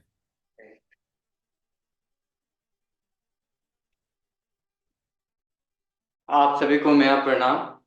पिछले क्लास में हम लोगों ने रिस्पायरेशन मैकेनिज्म पढ़ा था, जिसमें ब्रीदिंग था और एक्सचेंज ऑफ गैसेस था। उसके पहले हम लोगों ने पढ़ा था कि रिस्पिरेटरी सिस्टम हमारा कैसा होता है, तो उसको जल्दी से हम लोग पहले रिवाइज कर लेते हैं। उसके बाद फिर आगे हम लोग चलेंगे रिस्पायरेशन का स्टेप्स पे, और फिर एल्वोलाई जो हमारा था, जिसमें हमारा गैसेस एक्सचेंज होता, वो कैसा होता वो पढ़ेंगे। तो सबसे पहले हम लोगों ने पढ़ा था कि रिस्पिरेटरी सिस्टम जो होता है वो नॉस्ट्रिल से स्टार्ट होकर के नेसल पैसेज होते हुए फेरिंग्स, लैरिंग्स, ट्रैकिया, फिर वो डिवाइड होता है दोनों लंग्स में, लेफ्ट राइट में, ब्रोंकाई में। फिर ब्रोंकाई ब्रांच लाइक स्ट्रक्चर, मतलब ट्री, जैसे ट्री होता है वैसे सब ब्रांच लाइक फैलता है। ब्रोंक्यूल्स फिर होता है, ब्रोंक्यूल्स फर्स्ट ब्रोंक्यूल्स में, प्राइमरी ब्रोंक्यूल्स में पहले डिवाइड होता है, फिर सेकेंडरी ब्रोंक्यूल्स में डिवाइड होता है, फिर टर्सरी ब्रोंक्यूल्स में। और इसी सब में एल्वोलाई प्रेजेंट होता है। एल्वोलाई जो है वो बैलून लाइक स्ट्रक्चर होता है। यही एक्सचेंज ऑफ गैस करवाता है, मतलब O2 को लंग्स में लाता है, फिर वो ब्लड में कैपिलरी में छोड़ता है, फिर CO2 को लेकर के फिर वो CO2 को हमारे बॉडी से बाहर निकालता है। तो सबसे मेन रोल जो है हमारा एल्वोलाई करता है, जिसकी वजह से हम लोगों ने इसको कहा था फंक्शनल यूनिट ऑफ लंग्स, क्योंकि मेन फंक्शन इसी का रहता है, एल्वोलाई का है। और ये टोटल 300 मिलियन प्रेजेंट होता है हमारे लंग्स में, मतलब ईच लंग्स में 300 इसमें अप्रॉक्स, और 300 राइट में, 300 लेफ्ट में। अब उसके बाद हम लोगों ने पढ़ा था मैकेनिज्म को का बेसिक मैकेनिज्म पढ़ा था, जिसमें हम लोगों ने स्टेप जाना था कि सबसे पहले उसमें होता है क्या, ब्रीदिंग, और फिर एक्सचेंज ऑफ गैसेस। तो ब्रीदिंग में क्या था कि इनहेलेशन और एक्सहेलेशन करते। इनहेलेशन में क्या होता है कि एटमॉस्फेयर से O2 लिए लंग्स में गया, और फिर एक्सहेलेशन क्या हुआ कि लंग्स में जो CO2 है उसको एटमॉस्फेयर में निकालना, वो हो गया हमारा एक्सहेलेशन। तो ये था हमारा प्रोसेस ब्रीदिंग। उसके बाद सेकेंड था exchange of gases. Exchange of gases में क्या था कि सबसे पहले था ट्रांसपोर्ट ऑफ ऑक्सीजन। ऑक्सीजन हमारे बॉडी में गया, उसके बाद फिर वो एल्वोलाई से ब्लड कैपिलरी में गया, हेमोग्लोबिन में मिक्स हुआ, फिर हेमोग्लोबिन उसको कैरी किया। फिर उसके बाद था सेलुलर रिस्पायरेशन, मतलब कि सेल में जा करके ये फूड को बर्न किया, उसके बाद वो ATP बनाया, फिर कार्बन डाइऑक्साइड को रिलीज किया। फिर थर्ड था हमारा ट्रांसपोर्ट ऑफ कार्बन डाइऑक्साइड। फिर जो एटीपी बना, उसके बाद रिलीज जो CO2 हुआ वो हमारे फिर वेन्स के थ्रू हार्ट में गया, फिर हार्ट से लंग्स में गया, फिर लंग्स उसको क्या किया, हमारे नॉस्ट्रिल के थ्रू CO2 को हमारे बॉडी से बाहर निकाला। तो ये था हमारा बेसिक मैकेनिज्म था। उसके बाद आगे हम लोग पढ़ेंगे। तो सबसे पहले आज हम लोग देख रहे हैं inspiration occur by following steps. Inspiration process जो होता है वो इस प्रोसेस द्वारा या इस स्टेप द्वारा होता है। तो सबसे पहले पल्मोनरी वेंटिलेशन होता है। पल्मोनरी हम लोग लंग्स को कहते हैं। तो पल्मोनरी वेंटिलेशन प्रोसेस, इसमें क्या होता है कि एटमॉस्फेयर से O2 आया हमारे लंग्स में, उसके बाद फिर वो एल्वोलाई रीजन में गया, उसके बाद फिर लंग्स में जो CO2 है वो फिर हमारे नॉस्ट्रिल से बाहर निकलता है। बस मतलब कि कह सकते हैं ब्रीदिंग प्रोसेस, मतलब O2 गया और CO2 निकला। बस इतना सा प्रोसेस को हम लोग करते हैं पल्मोनरी वेंटिलेशन। मतलब सांस अंदर जाना और O2 अंदर जाना और CO2 बाहर निकलना, मतलब कि सांस लेना और छोड़ना। इस प्रोसेस को हम लोग पल्मोनरी वेंटिलेशन भी कहते हैं, क्योंकि ये लंग्स में होता है। उसके बाद सेकेंड स्टेप है diffusion of gas in alveoli. उसके बाद जो हम लोग O2 लिए, फिर वो जो एल्वोलाई है जो गैसेस एक्सचेंज करवाता है, वहां पे गया, फिर वो O2 डिफ्यूज किया, मतलब वहां पूरा फैला। फिर ये जो गैस है O2, फिर वो ट्रांसपोर्ट ये फिर वो भेजा ब्लड में। मतलब O2 जो है वो एल्वोलाई जो हमारा लंग्स है, इसमें जो एल्वोलाई था, इसमें ब्लड कैपिलरी है यहाँ पे। तो यहाँ पे O2 आया, O2 फिर ये ब्लड कैपिलरी में भेजा, मतलब ब्लड स्ट्रीम में भेजा। ये हमारा हो गया क्या, थर्ड स्टेप। फिर फोर्थ स्टेप क्या है, diffusion of gas in tissue और एंड ब्लड। फिर जो यहाँ पे O2 गया, फिर O2 फिर हेमोग्लोबिन इसको कैरी किया, फिर इसको लेके गया कहाँ पे, सेल या टिश्यू में। उसके बाद क्या हुआ, फिफ्थ स्टेप है हमारा catabolic reaction in cell. Catabolic reaction क्या हुआ कि जो हम लोग फूड खाए थे, जो हमारा एब्जॉर्ब किया था, फिर उसको ऑक्सीजन के प्रेजेंस में तोड़ना। मतलब सबसे ज्यादा रोल अदा हमारा O2 करता है द ऑक्सीजन फूड का ब्रेक डाउन करने में। तो वो तोड़ा, उसके बाद फिर वो बर्न किया, उसके बाद रिलीज किया ATP और CO2। CO2 तो हमारे बॉडी से निकल गया, और ATP जो है एडिनोसाइन ट्राइफॉस्फेट, वो हमारा बॉडी यूज किया in the form of energy. तो जो ग्लूकोज है, ठीक है, ग्लूकोज था, मतलब जो हम लोग खाए थे उससे जो ग्लूकोज मिला, तो उस पर O2 एक्ट किया, मतलब ऑक्सीजन गया, फिर ऑक्सीजन क्या किया, CO2 में कन्वर्ट किया, हीट में कन्वर्ट किया, और ATP में। ग्लूकोज का ऐसे हम लोग केमिकल फॉर्मूला होता है C6H12O6। तो हम लोग उतना नहीं जानेंगे, बस इतना जानेंगे कि ग्लूकोज को O2 बर्न किया, जिससे रिलीज हुआ CO2, हीट और ATP जो है वो एनर्जी प्रोवाइड करता है, तो वो बॉडी को एनर्जी दिया, हीट दिया। उसके बाद जो CO2 है वो क्या हो गया, रिलीज किया। फिर यही CO2 हमारे वेन्स के थ्रू हार्ट में गया, फिर हार्ट इसको लंग्स में भेजा, लंग्स में एल्वोलाई में गया, फिर एल्वोलाई रीजन से पास होते हुए ब्रोंकियोस, ब्रोंकाई, ट्रैकिया, लैरिंक्स, फेरिंक्स होते हुए वो हमारे बॉडी से बाहर गया, मतलब CO2 रिलीज हुआ, कार्बन डाइऑक्साइड हमारे बॉडी से निकला। तो ये था हमारा रिस्पायरेशन अकर। और फिर अब हम लोग देखेंगे मैकेनिज्म ऑफ रिस्पायरेशन, जो हम लोग बेसिक में देखे थे। तो सबसे पहले जो हमारा मैकेनिज्म में क्या हुआ था, इंस्पायरेशन।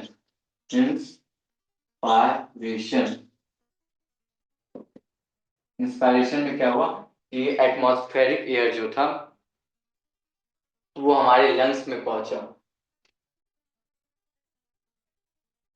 रीच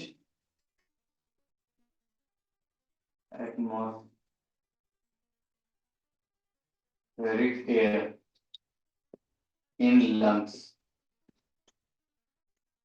मतलब एटमॉस्फेरिक एयर जो है या गैस हम लोग कह सकते हैं जो हमारे लंग्स में पहुंचा, जैसे सांस लेना, उसको हम लोग इंस्पायरेशन प्रोसेस कहते हैं। उसके बाद एक्सपायरेशन। एक्सपायरेशन क्या था कि CO2 out from our lungs। तो ये प्रोसेस में क्या होता है अब ये देखेंगे हम लोग। तो इंस्पायरेशन में क्या हुआ कि जो हम लोग सांस लिए तो उस समय हमारा जो एटमॉस्फेरिक प्रेशर है मतलब एयर का वो ज्यादा होता है और हमारे लंग्स का या जिसको हम लोग थोरेसिक कैविटी कहते हैं, जहाँ पे लंग्स हमारा रहता है उस जो कैविटी मतलब उस जगह को हम लोग थोरेसिक कैविटी कहते हैं। जैसे लंग्स के नीचे को हम लोग एब्डोमिनल कैविटी कहते थे, वैसे ही जहाँ पे लंग्स प्रेजेंट होता है उसको हम लोग थोरेसिक कैविटी कहते हैं। तो वहां पे क्या होता है जब भी हम लोग सांस लेते हैं तो एटमॉस्फेरिक प्रेशर ज्यादा होता है, तो सांस लिए तो उस समय क्या हुआ हमारा जो रिब्स का इंटरकोस्टल मसल होता है और फिर डायफ्राम हो गया, ये स्टर्नम हो गया, ये सब कॉन्ट्रैक्ट करता है। फिर थोरेसिक कैविटी जहाँ पे हमारा लंग्स होता है उसका वॉल्यूम को इंक्रीज करता है, जिसकी वजह से वहां पे गैस फिल हो जाता है, मतलब कि O2 वहां पे भर जाता है। फिर वो एल्वोलाई से ब्लड कैपिलरी में जाता है, इस प्रोसेस को हम लोग कहते हैं एक्सपायरेशन। उसके बाद ये इंस्पायरेशन, उसके बाद एक्सपायरेशन। एक्सपायरेशन क्या हुआ इस प्रोसेस में होता है क्या है कि हमारा थोरेसिक कैविटी आई मीन या कह सकते हैं लंग्स का प्रेशर हाई होता है और एटमॉस्फेरिक प्रेशर लो होता है। तो जब हम लोग सांस लेते हैं तो उस समय एटमॉस्फेरिक प्रेशर ज्यादा हुआ, जो सांस जिसकी वजह से ले पाए, और ये लंग्स का जो प्रेशर है वो कम रहता है। जब सांस ले लिए तब लंग्स में प्रेशर ज्यादा हो गया गैस का, तो फिर वो उससे वो एटमॉस्फेरिक प्रेशर से हमारा जो लंग्स का प्रेशर वो ज्यादा हो गया। फिर हम लोग जो छोड़ते हैं उस समय क्या हुआ कि थोरेसिक कैविटी उसका वॉल्यूम कम हो गया। जब हम लोग सांस लिए तो उसमें thoracic cavity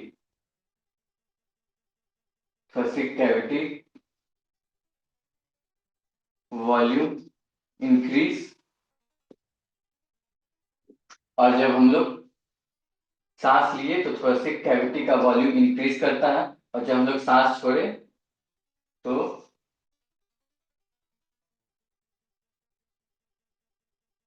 thoracic cavity volume decrease. कैसे डिक्रीज हुआ कि जब हम लोग सांस छोड़ते हैं तो हमारा जो डायफ्राम हो गया, इंटरकोस्टल मसल्स हो गया जो रिब्स का होता है, और फिर स्टर्नम हो गया, वो रिलैक्स करता है तो ये थोरेसिक कैविटी जो है उसमें जो वॉल्यूम होता है गैस का वो कम हो जाता है। तो हम लोग क्या देखे मैकेनिज्म, इसमें दो मैकेनिज्म होता है, एक होता है इंस्पायरेशन और एक्सपायरेशन। इंस्पायरेशन प्रोसेस का दो मैकेनिज्म है, एक इंस्पायरेशन और एक एक्सपायरेशन। इंस्पायरेशन में क्या होता है कि जो एटमॉस्फेरिक एयर है वो लंग्स में आता है, उस समय एटमॉस्फेरिक प्रेशर ज्यादा होता है जब हम लोग सांस लेते हैं, और लंग्स का प्रेशर कम होता है। तो जब हम लोग सांस लिए तो वो डायफ्राम का और इंटरकोस्टल मसल्स रिब्स का और स्टर्नम जो आगे हमारा प्रेजेंट होता है, जो ये सब मिलकर जो प्रोटेक्ट करता है वो कॉन्ट्रैक्ट करता है। मतलब इंस्पायरेशन में कॉन्ट्रैक्ट करता है, सिकुड़ता है, जिसके वजह से O2 आया, हमारा जो डायफ्राम है, इंटरकोस्टल मसल्स है और फिर स्टर्नम है वो कॉन्ट्रैक्ट किया, थोरेसिक कैविटी का वॉल्यूम इंक्रीज हुआ, उसमें गैस भरा। इस प्रोसेस को हम लोग इंस्पायरेशन कहें। उसके बाद एक्सपायरेशन में क्या होता है कि हमारे लंग्स का प्रेशर ज्यादा होता है और एटमॉस्फेरिक प्रेशर से ज्यादा होता है, जिसकी वजह से CO2 को बाहर निकालना होता है, जिसमें हमारा डायफ्राम, इंटरकोस्टल मसल्स या स्टर्नम वो रिलैक्स करता है। उसके बाद जो हमारा लंग्स में गैस प्रेजेंट होता है वो CO2 वो हमारे लंग्स से बाहर निकलता है, जिसमें थोरेसिक कैविटी का वॉल्यूम डिक्रीज हो जाता है। तो ये हमारा इंस्पायरेशन और एक्सपायरेशन, बस इतना याद रखना है। इंस्पायरेशन में जो सांस लेते हैं उसमें कॉन्ट्रैक्ट करता है, तो O2 बढ़ता है, थोरेसिक कैविटी का वॉल्यूम इंक्रीज होता है, मतलब जहाँ पे लंग्स प्रेजेंट होता है वहां पे गैस भर जाता है। तो एक्सपायरेशन में क्या होता है कि हम लोग एक्सपायरेशन में CO2 को छोड़ना है, तो उस समय क्या होता है, लंग्स का प्रेशर एटमॉस्फेरिक प्रेशर से ज्यादा होता है। उस समय क्या होता है कि हमारा जो डायफ्राम है और स्टर्नम है, इंटरकोस्टल मसल्स है, वो रिलैक्स करता है, जिससे हमारा थोरेसिक कैविटी का वॉल्यूम डिक्रीज होता है, मतलब गैस बाहर निकलता है। इसको हम लोग कहते हैं एक्सपायरेशन। तो ये था हमारा mechanism of respiration.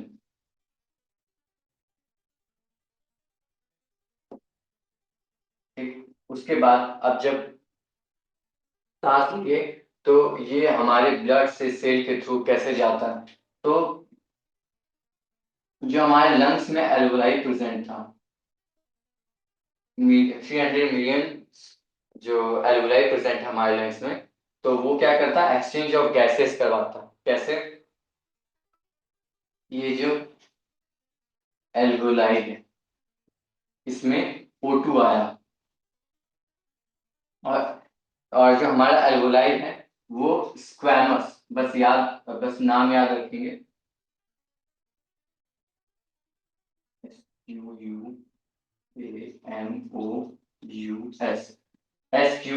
SQUAMOUS, squamous इंडोथेलियम, squamous इंडोथेलियम tissue का बना होता है एल्वोलाई। ये थिक सेल होता है, फिर इसी के जस्ट नीचे स्पेस होता है, फिर ब्लड कैपिलरी होता है, मतलब यहाँ पे इसको हम लोग बेसमेंट मेम्ब्रेन कहते हैं, BASEMENT, बेसमेंट मेम्ब्रेन। मतलब जो हमारा एल्वोलाई है, जिसको एल्वोलाई रीजन में O2 आया, ठीक है, और जो हमारा एल्वोलाई है वो स्क्वैमस एंडोथेलियम टिश्यू का बना होता है। फिर ये O2 पास किया बेसमेंट मेम्ब्रेन होते हुए, बेसमेंट मेम्ब्रेन एक स्पेस खाली होता है, उसके बाद हमारा ब्लड कैपिलरी होता है प्रेजेंट, ब्लड कैपिलरी,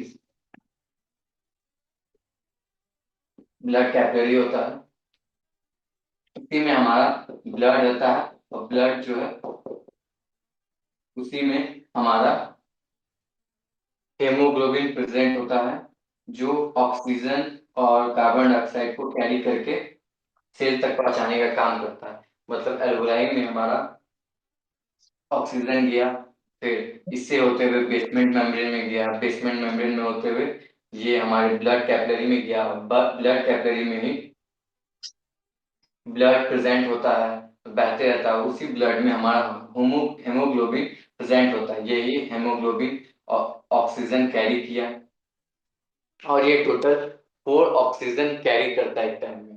तो यहाँ लिख लेंगे H, haemoglobin carry 4 oxygen in one time, ठीक है। उसके बाद ये हेमोग्लोबिन लेके गया हमारे सेल तक, और हर एक सेल में एक एक ऑक्सीजन मॉलिक्यूल्स देता है हमारा हेमोग्लोबिन, और हम लोग जो सांस लेते और छोड़ते हैं वो 12 से 16 बार 1 मिनट में, इन 1 मिनट।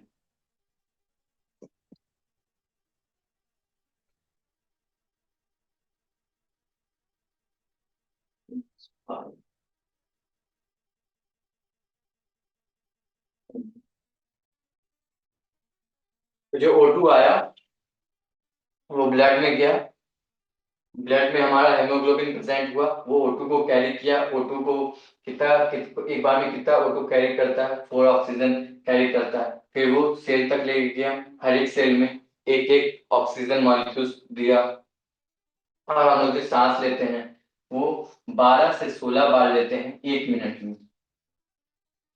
फिर आगे हम लोग देखेंगे कि हमारा रेस्पिरेटरी वॉल्यूम कितना होता है, मतलब एक बार में कितना सांस ml सांस ये ऑक्सीजन हम लोग ले पाते हैं, कितना हमारा बॉडी में रहता है, यह कैपेसिटी हम लोग आगे पढ़ेंगे। तो इसको एक बार फिर से हम लोग देख लेते हैं। हमारा जो एल्वेओलाई है वो स्क्वैमस एंडोथेलियम टिश्यू का बना रहता है, जो थिक होता है, ठीक है, मोटा होता है। और फिर एल्वेओलाई जो है यही फंक्शन करता है।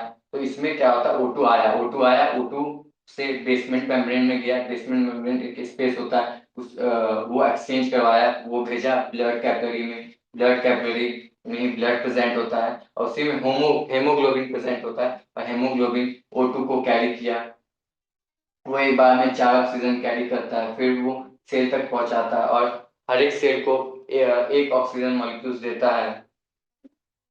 उसके बाद इसमें कैटाबॉलिक रिएक्शन होता है, मतलब कि जो भी हमारा, जैसे मान लीजिए फूड कंपोनेंट है, जैसे ग्लूकोज हुआ, उसको O2 क्या किया, बर्न किया, तोड़ा, उससे CO2 हीट और ATP जनरेट मिला, तो CO2 को हीट और ATP बॉडी को दे दिया, फिर CO2 रिलीज किया, CO2 को फिर हेमोग्लोबिन जो इसको लेके गया था सेल तक ऑक्सीजन, वो फिर CO2 को कैरी करता है, जो रिलीज किया सेल, फिर वो कार्बन डाइऑक्साइड को लेते हुए फिर यहाँ पे CO2 ऑक्सीजन लाया और लेकर गया ऑक्सीजन, हेमोग्लोबिन ऑक्सीजन लेके गया, सेल तक पहुंचाया, फिर सेल से कार्बन डाइऑक्साइड लिया, फिर वो ब्लड कैपिलरी में लाया, फिर ब्लड कैपिलरी से वो एल्वेओलाई में दिया, फिर एल्वेओलाई से होते हुए कार्बन डाइऑक्साइड ब्रोंक्यूल्स में गया, फिर ब्रोंक्यूल से ब्रोंकाई में, फिर ट्रैकिया से लैरिंग्स, फेरिंग्स और नॉस्ट्रिल से होते हुए ये बाहर निकल गया, मतलब रिलीज कर दिया। तो ये था हमारा पूरा मैकेनिज्म रिस्पायरेशन का। उसके बाद हम लोग पढ़ेंगे रेस्पिरेटरी वॉल्यूम और कैपेसिटी, मतलब कितना हम लोग सांस लेते हैं, कितना छोड़ते हैं।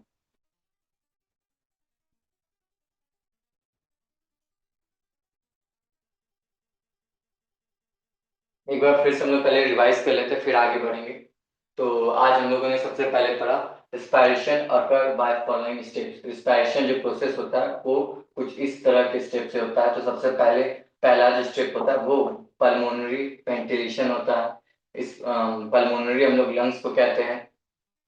उसमें क्या होता है कि ऑक्सीजन हमारे लंग्स में गया और फिर एल्वेओलाई में जाकर के फिर वो लंग से CO2 को रिलीज किया। बस इतना सा प्रोसेस को सांस लेना और छोड़ना तो पल्मोनरी वेंटिलेशन भी कहते हैं। उसके फर्स्ट स्टेप ये हो गया। फिर सेकंड में क्या हुआ, जो गैस हम लोग इनहेल की वो इन एल्वेओलाई तक गया। फिर एल्वेओलाई में क्या हुआ, transport of gas in blood. फिर एल्वेओलाई क्या किया, ऑक्सीजन जो गैस हम लोग लिए वो ब्लड में पहुंचाया। फिर वो ब्लड से होते हुए और ये हेमोग्लोबिन क्या किया, टिश्यू और सेल में लेके गया। फिर सेल में क्या हुआ, कैटाबॉलिक रिएक्शन हुआ, मतलब जो भी फूड कंपोनेंट है जैसे ग्लूकोज हो गया उसमें उसको O2 जा करके बर्न किया, जिससे CO2 हीट और ATP जनरेट हुआ। ATP और हीट बॉडी को मिल गया, CO2 रिलीज किया, CO2 लंग्स में पहुंचाया, फिर लंग्स से होते हुए वो हमारी बॉडी से बाहर निकल गया। उसके बाद हम लोग देखते थे मैकेनिज्म में सबसे पहला प्रोसेस था इंस्पायरेशन। फिर सेकेंड प्रोसेस जो होता है वो एक्सपायरेशन। इंस्पायरेशन में क्या होता है कि हम लोग जो सांस लेते हैं तो एटमॉस्फेरिक प्रेशर ज्यादा होता है, जिससे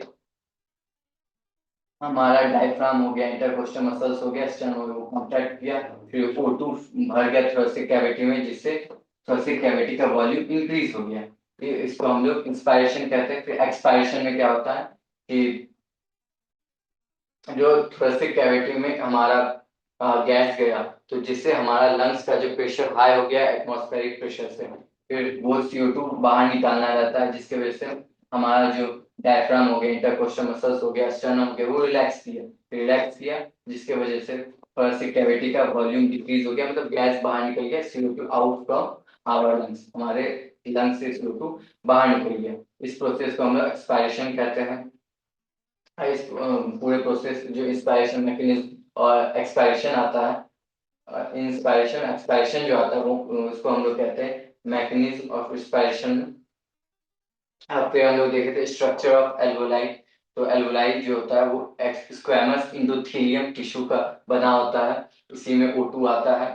फिर O2 बेसमेंट मेम्ब्रेन एल्वोलाई भेजता है, जो खाली स्पेस होता है, फिर इससे होते हुए ब्लड कैपिलरी में जाता है, ब्लड कैपिलरी में ब्लड प्रेजेंट होता है, उसमें हेमोग्लोबिन प्रेजेंट होता है, वो O2 को कैरी करता है, फिर वो सेल तक लेके जाता है, फिर वहाँ कैटाबॉलिक रिएक्शन होता है, फिर वो CO2 रिलीज करता है, फिर हेमोग्लोबिन जो ऑक्सीजन लेकर गया था वो फिर कार्बन डाइऑक्साइड को लाता है, फिर वो एल्वोलाई में भेजता है, फिर एल्वोलाई से होते हुए वो हमारे बॉडी से CO2 बाहर निकलता है। उसके बाद हम लोग देखे थे कि हेमोग्लोबिन जो वो 4 ऑक्सीजन कैरी करता है। फिर हम लोग जो एक सांस लेते हैं तो 1 मिनट में हम लोग 11 से 12 से 16 बार सांस लेते हैं और छोड़ते हैं। 1 मिनट में मतलब 12 से 16 बार सांस लेते हैं 1 मिनट में। फिर अब हम लोग देखेंगे आगे रेस्पिरेटरी वॉल्यूम और रेस्पिरेटरी कैपेसिटी, मतलब कितना हम लोग ऑक्सीजन लेते हैं और कितना छोड़ते हैं और कितना हमारे बॉडी में रहता है, वो देखेंगे।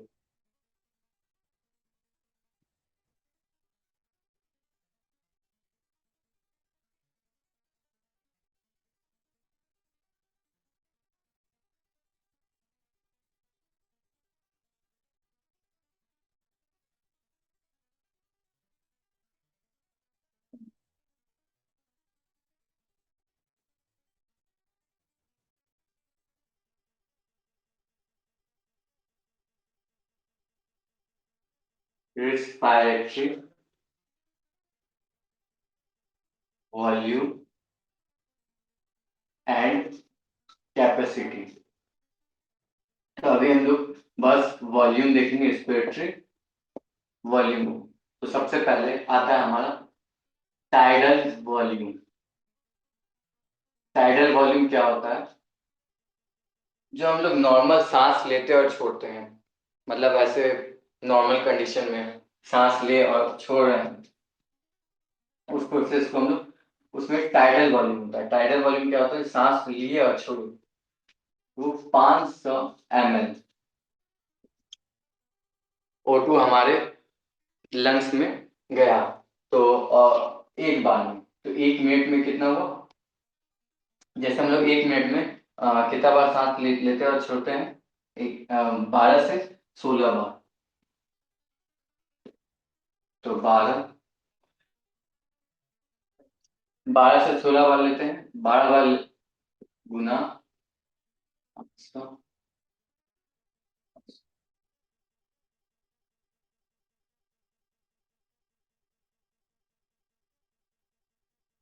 6,000 से 8,000 ml।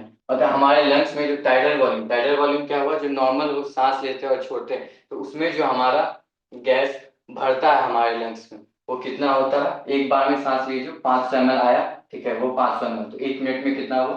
1 मिनट में हम लोग सांस लेते हैं 12 से 16 बार, तो कितना ml 1 मिनट में हमारे लंग्स में भरा? 6,000 से लेकर के 8,000। लेकिन अगर पूछेंगे कि एक बार में कितना सांस लेते हैं और छोड़ते हैं नॉर्मली, यहाँ लिख देते हैं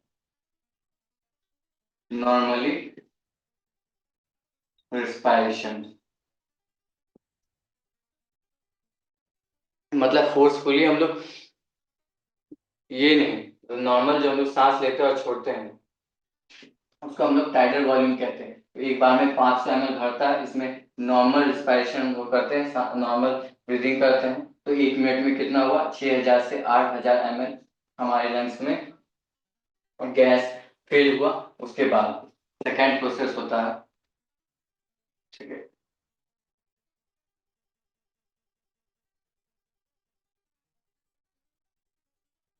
इंस्पायरेटरी वॉल्यूम।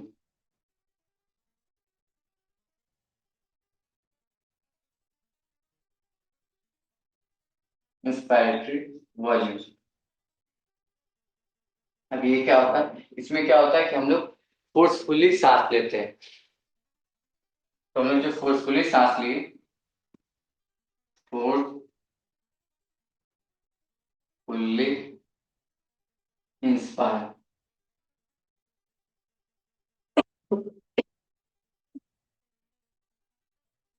तो इसमें 2500 ml से लेकर के 3000 ml गैस हमारे लंग्स में स्टोर गए। तो हम लोग कितना गैस लिए, जो O2 हम लोग लिए, तो कितना आया, फोर्सफुली जब हम लोग इंस्पायर की, जब जोर से हम लोग सांस लेते हैं तो उस समय 2500 से लेकर के 3000 ml हम लोग O2 इनहेल किए। और हम लोग जो नॉर्मल सांस लेते हैं और छोड़ते कितना एक बार में, वो 500 ml। और हम लोग वही अगर जोर से सांस ली तो उस समय उसमें कितना गैस इनहेल हुआ, 2500 से लेकर के 3000, 2500 ml टू 3000 ml। उसके बाद थर्ड होता है हमारा expiratory volume. Expiratory volume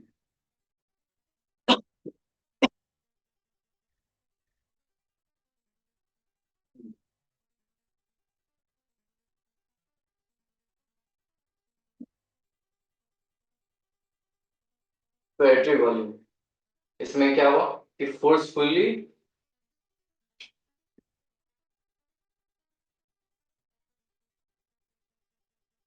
expire, forcefully हम लोग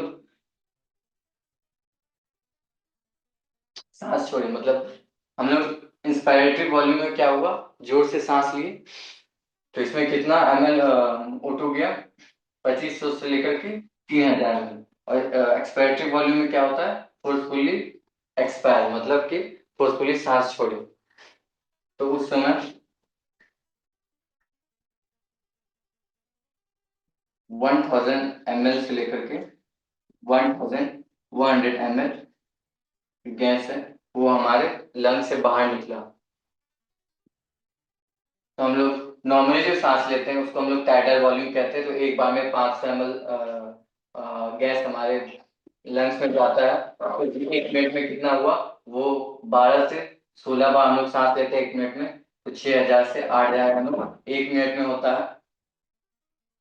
और टाइडल वॉल्यूम में हम लोग नॉर्मली इंस्पायरेशन करते हैं, मतलब नॉर्मली सांस लेते हैं और छोड़ते हैं। और सेकंड क्या हो गया, इंस्पायरेटरी वॉल्यूम। इंस्पायरेटरी वॉल्यूम में क्या हुआ कि फोर्सफुली इंस्पायर करते हैं, मतलब जोर से सांस लेते हैं। उसमें बस क्या होता है कि सांस लेते हैं तो उसमें कितना गैस हमारा इंटर होता है, 2500 ml टू 3000 ml गैस हम लोग इंस्पायर करते हैं, मतलब सांस लेते हैं। और फिर थर्ड क्या हुआ, एक्सपायरेटरी वॉल्यूम। एक्सपायरेटरी वॉल्यूम में क्या हुआ कि जोर से सांस छोड़ते हैं, फोर्सफुली एक्सपायर। तो हम लोग कितना छोड़े, 1000 से ml से लेकर के 1100 ml हम लोग सांस छोड़े। तो कुछ बचा होगा फोर्थ,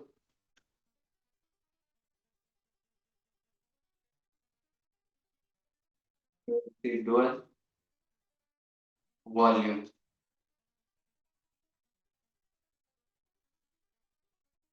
रेस्ट जो बच,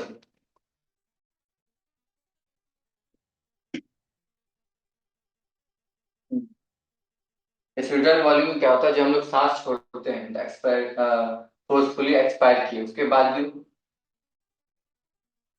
स्टोर जो बच जाता है, मतलब जो लंग्स में गैस बच जाता है, वो कितना बचता है, 1100 से लेकर के 1200 में।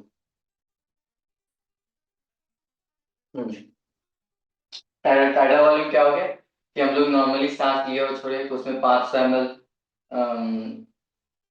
गैस इनहेल किए हम लोग, तो एक मिनट में कितना करते हैं हम लोग, 6000 से लेकर के 8000 ml गैस इनहेल करते हैं। फिर सेकंड क्या हो गया, इंस्पायरेटरी वॉल्यूम। इंस्पायरेटरी वॉल्यूम क्या हुआ कि जोर से सांस लेना, फोर्सफुली इंस्पायर, इसमें हम लोग कितना लेते हैं एक बार में 2500 ml से लेकर के 3000 ml सांस लेते हैं। उसके बाद एक्सपायरेटरी वॉल्यूम में क्या हुआ, जोर से सांस छोड़ना। अगर हम लोग सांस लिए हैं फिर सांस छोड़ना भी पड़ेगा, तो जोर से सांस जो लिए वो 2500 ml से 3000 ml गैस अंदर गया। उसके बाद हम लोग जोर से जब छोड़े, मतलब एक्सपायरेटरी वॉल्यूम जिसको हम लोग कहते हैं, तो जब जोर से सांस छोड़े फोर्सफुली एक्सपायर, तो उसमें कितना गैस हमारे लंग से बाहर गया, 1000 से लेकर के 1100, मतलब कि 1000 ml से लेकर के 1100 ml हमारे लंग से गैस बाहर निकला। तो रेसिडुअल वॉल्यूम मतलब जो उसके बाद जो हमारा गैस लंग्स में बच गया, मतलब स्टोर इन लंग्स,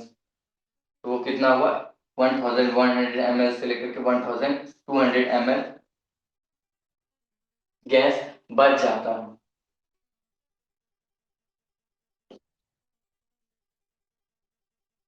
फिर यह इतना जो बच गया यही रिस्पायरेशन करता है, या कैटाबॉलिक रिएक्शन पे आने में हेल्प करता है। मतलब जो हम लोग सांस लिए जोर से, ठीक है, 2500 ml से लेकर 3000 ml एक बार में, उसके बाद छोड़े कितना 1000 ml से लेकर 1100 ml, मतलब जोर से सांस लिए और छोड़े जो, तो उसके बाद जो बच जाता वो 1100 ml से लेकर के 1200 ml बच जाता, यही फिर एल्वुलाई में जाता है, फिर ये कैटाबॉलिक रिएक्शन करवाता है सेल में। और नॉर्मल जो हम लोग सांस लेते हैं वो तो नॉर्मली कैटाबॉलिक रिएक्शन कराएगा। तो ये हो गया हमारा रेस्पिरेटरी वॉल्यूम। और नेक्स्ट क्लास में हम लोग पढ़ेंगे रेस्पिरेटरी कैपेसिटी। तो हम लोगों ने रेस्पिरेटरी वॉल्यूम में क्या पढ़ा, सबसे पहले टाइडल वॉल्यूम, जो नॉर्मल लोग सांस लिए छोड़े एक बार में कितना ml सांस लेते हैं, 500 ml सांस लेते हैं, तो 1 मिनट में कितना हुआ, तो 12 से 16 बार हम लोग सांस लेते हैं एक मिनट में, तो गुना मल्टीप्लाई कर देंगे 500 से 6000 से 8000 ml 1 मिनट में सांस लेते हैं और छोड़ते हैं हम लोग। उसके बाद जब हम लोग जोर से सांस लेते हैं और छोड़ते हैं, तो जोर से सांस लिए तो उसमें कितना इनहेल हम लोग किया ml 2500 ml से 3000 ml हम लोग गैस इनहेल किए। फिर जोर से जब सांस छोड़ते हैं उसको हम एक्सपायरेटरी वॉल्यूम कहते हैं, उसमें हम लोग 1000 ml से लेकर 1100 ml सांस छोड़ते हैं। तो उसके बाद जो कुछ गैस बच जाता हमारे लंग्स में, वो कितना बचता है 1100 ml से लेकर 1200 ml स्टोर करता है लंग्स में। तो आज के लिए बस इतना ही था। नेक्स्ट हम लोग और आगे हम लोग नेक्स्ट क्लास में पढ़ेंगे। आप सभी को फिर से धन्यवाद मेरा, और जय थैंक मैट्रिक, यू शुभम, जय इलेक्ट्रोपैथी, और जय Ravishankar. Thank you Shubham, thank you. Okay, तो कल का जो हमारा सेशन रहेगा, मैंने जैसा कि आपको पहले शेयर भी किया था। हेलो जी, कल का जो हमारा सेशन रहेगा उसके लिए प्लीज अपने नोटबुक्स पेन पेंसिल अपने साथ जरूर रखें। अगले जो 2 दिन के सेशन है वो प्योरली रिवीजन बेस्ड सेशन रहने वाले हैं। कल वंदना मैम का रिवीजन रहेगा, परसों शुभम जी का रिवीजन रहेगा।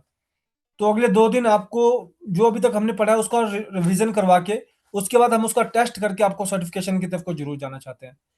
तो अगर मान लीजिए आपके कोई और फ्रेंड्स हैं जो अभी तक नहीं जुड़ पाए थे, उनको भी आप इसमें जोड़े, और बोला एक कोई चार्जेस तो है नहीं ना इसमें, तो आप बोला एक टेस्ट अपेयर कर सकते हैं, एक और कुछ नहीं, आपको एक सर्टिफिकेट मिल जाएगा।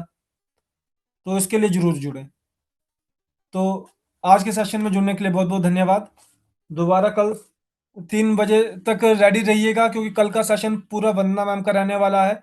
हो सकता है कि वो 1-1.5 घंटा थोड़ा ज़्यादा लंबा भी हो सकता है वो।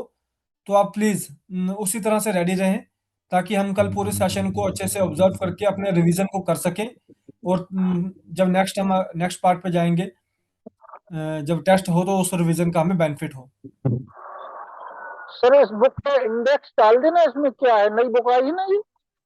जी सर, मैं इसका इंडेक्स, सर मैं आपको जो इसका अभी एक्चुअली क्या है, इसका इंडेक्स भी बहुत बड़ा है। इसका इंडेक्स भी अराउंड 7-8 पेजेस का तो इसका इंडेक्स ही है ना। हाँ। जी जी, तो मैं शेयर करूंगा, इसका जो बेसिक है वो मैं एक पीडीएफ बना के शेयर कर दूंगा, तो वो आप सबको मिल जाएगा ग्रुप्स में। हाँ, तो उसमें पता लग जाएगा कैसा क्या है। जी बिल्कुल बिल्कुल बिल्कुल। कितने की है सर जी? जी कितने की है, एमआरपी क्या है इसकी? सर एमआरपी तो इसका मुझे मालूम नहीं है, वैसे भी मुझे देखना पड़ेगा। जो इसका वो था अपना, जो इसकी कॉस्ट है जी 700 रुपीज है सर। ये आपको अराउंड 650 या 600 तक पड़ जाएगी सर आपको ये। अच्छा अच्छा, ठीक है सर, इसका इंडेक्स डाल देना बना के। जी जी जी, इंडेक्स बना के जरूर डाल देंगे सर। जी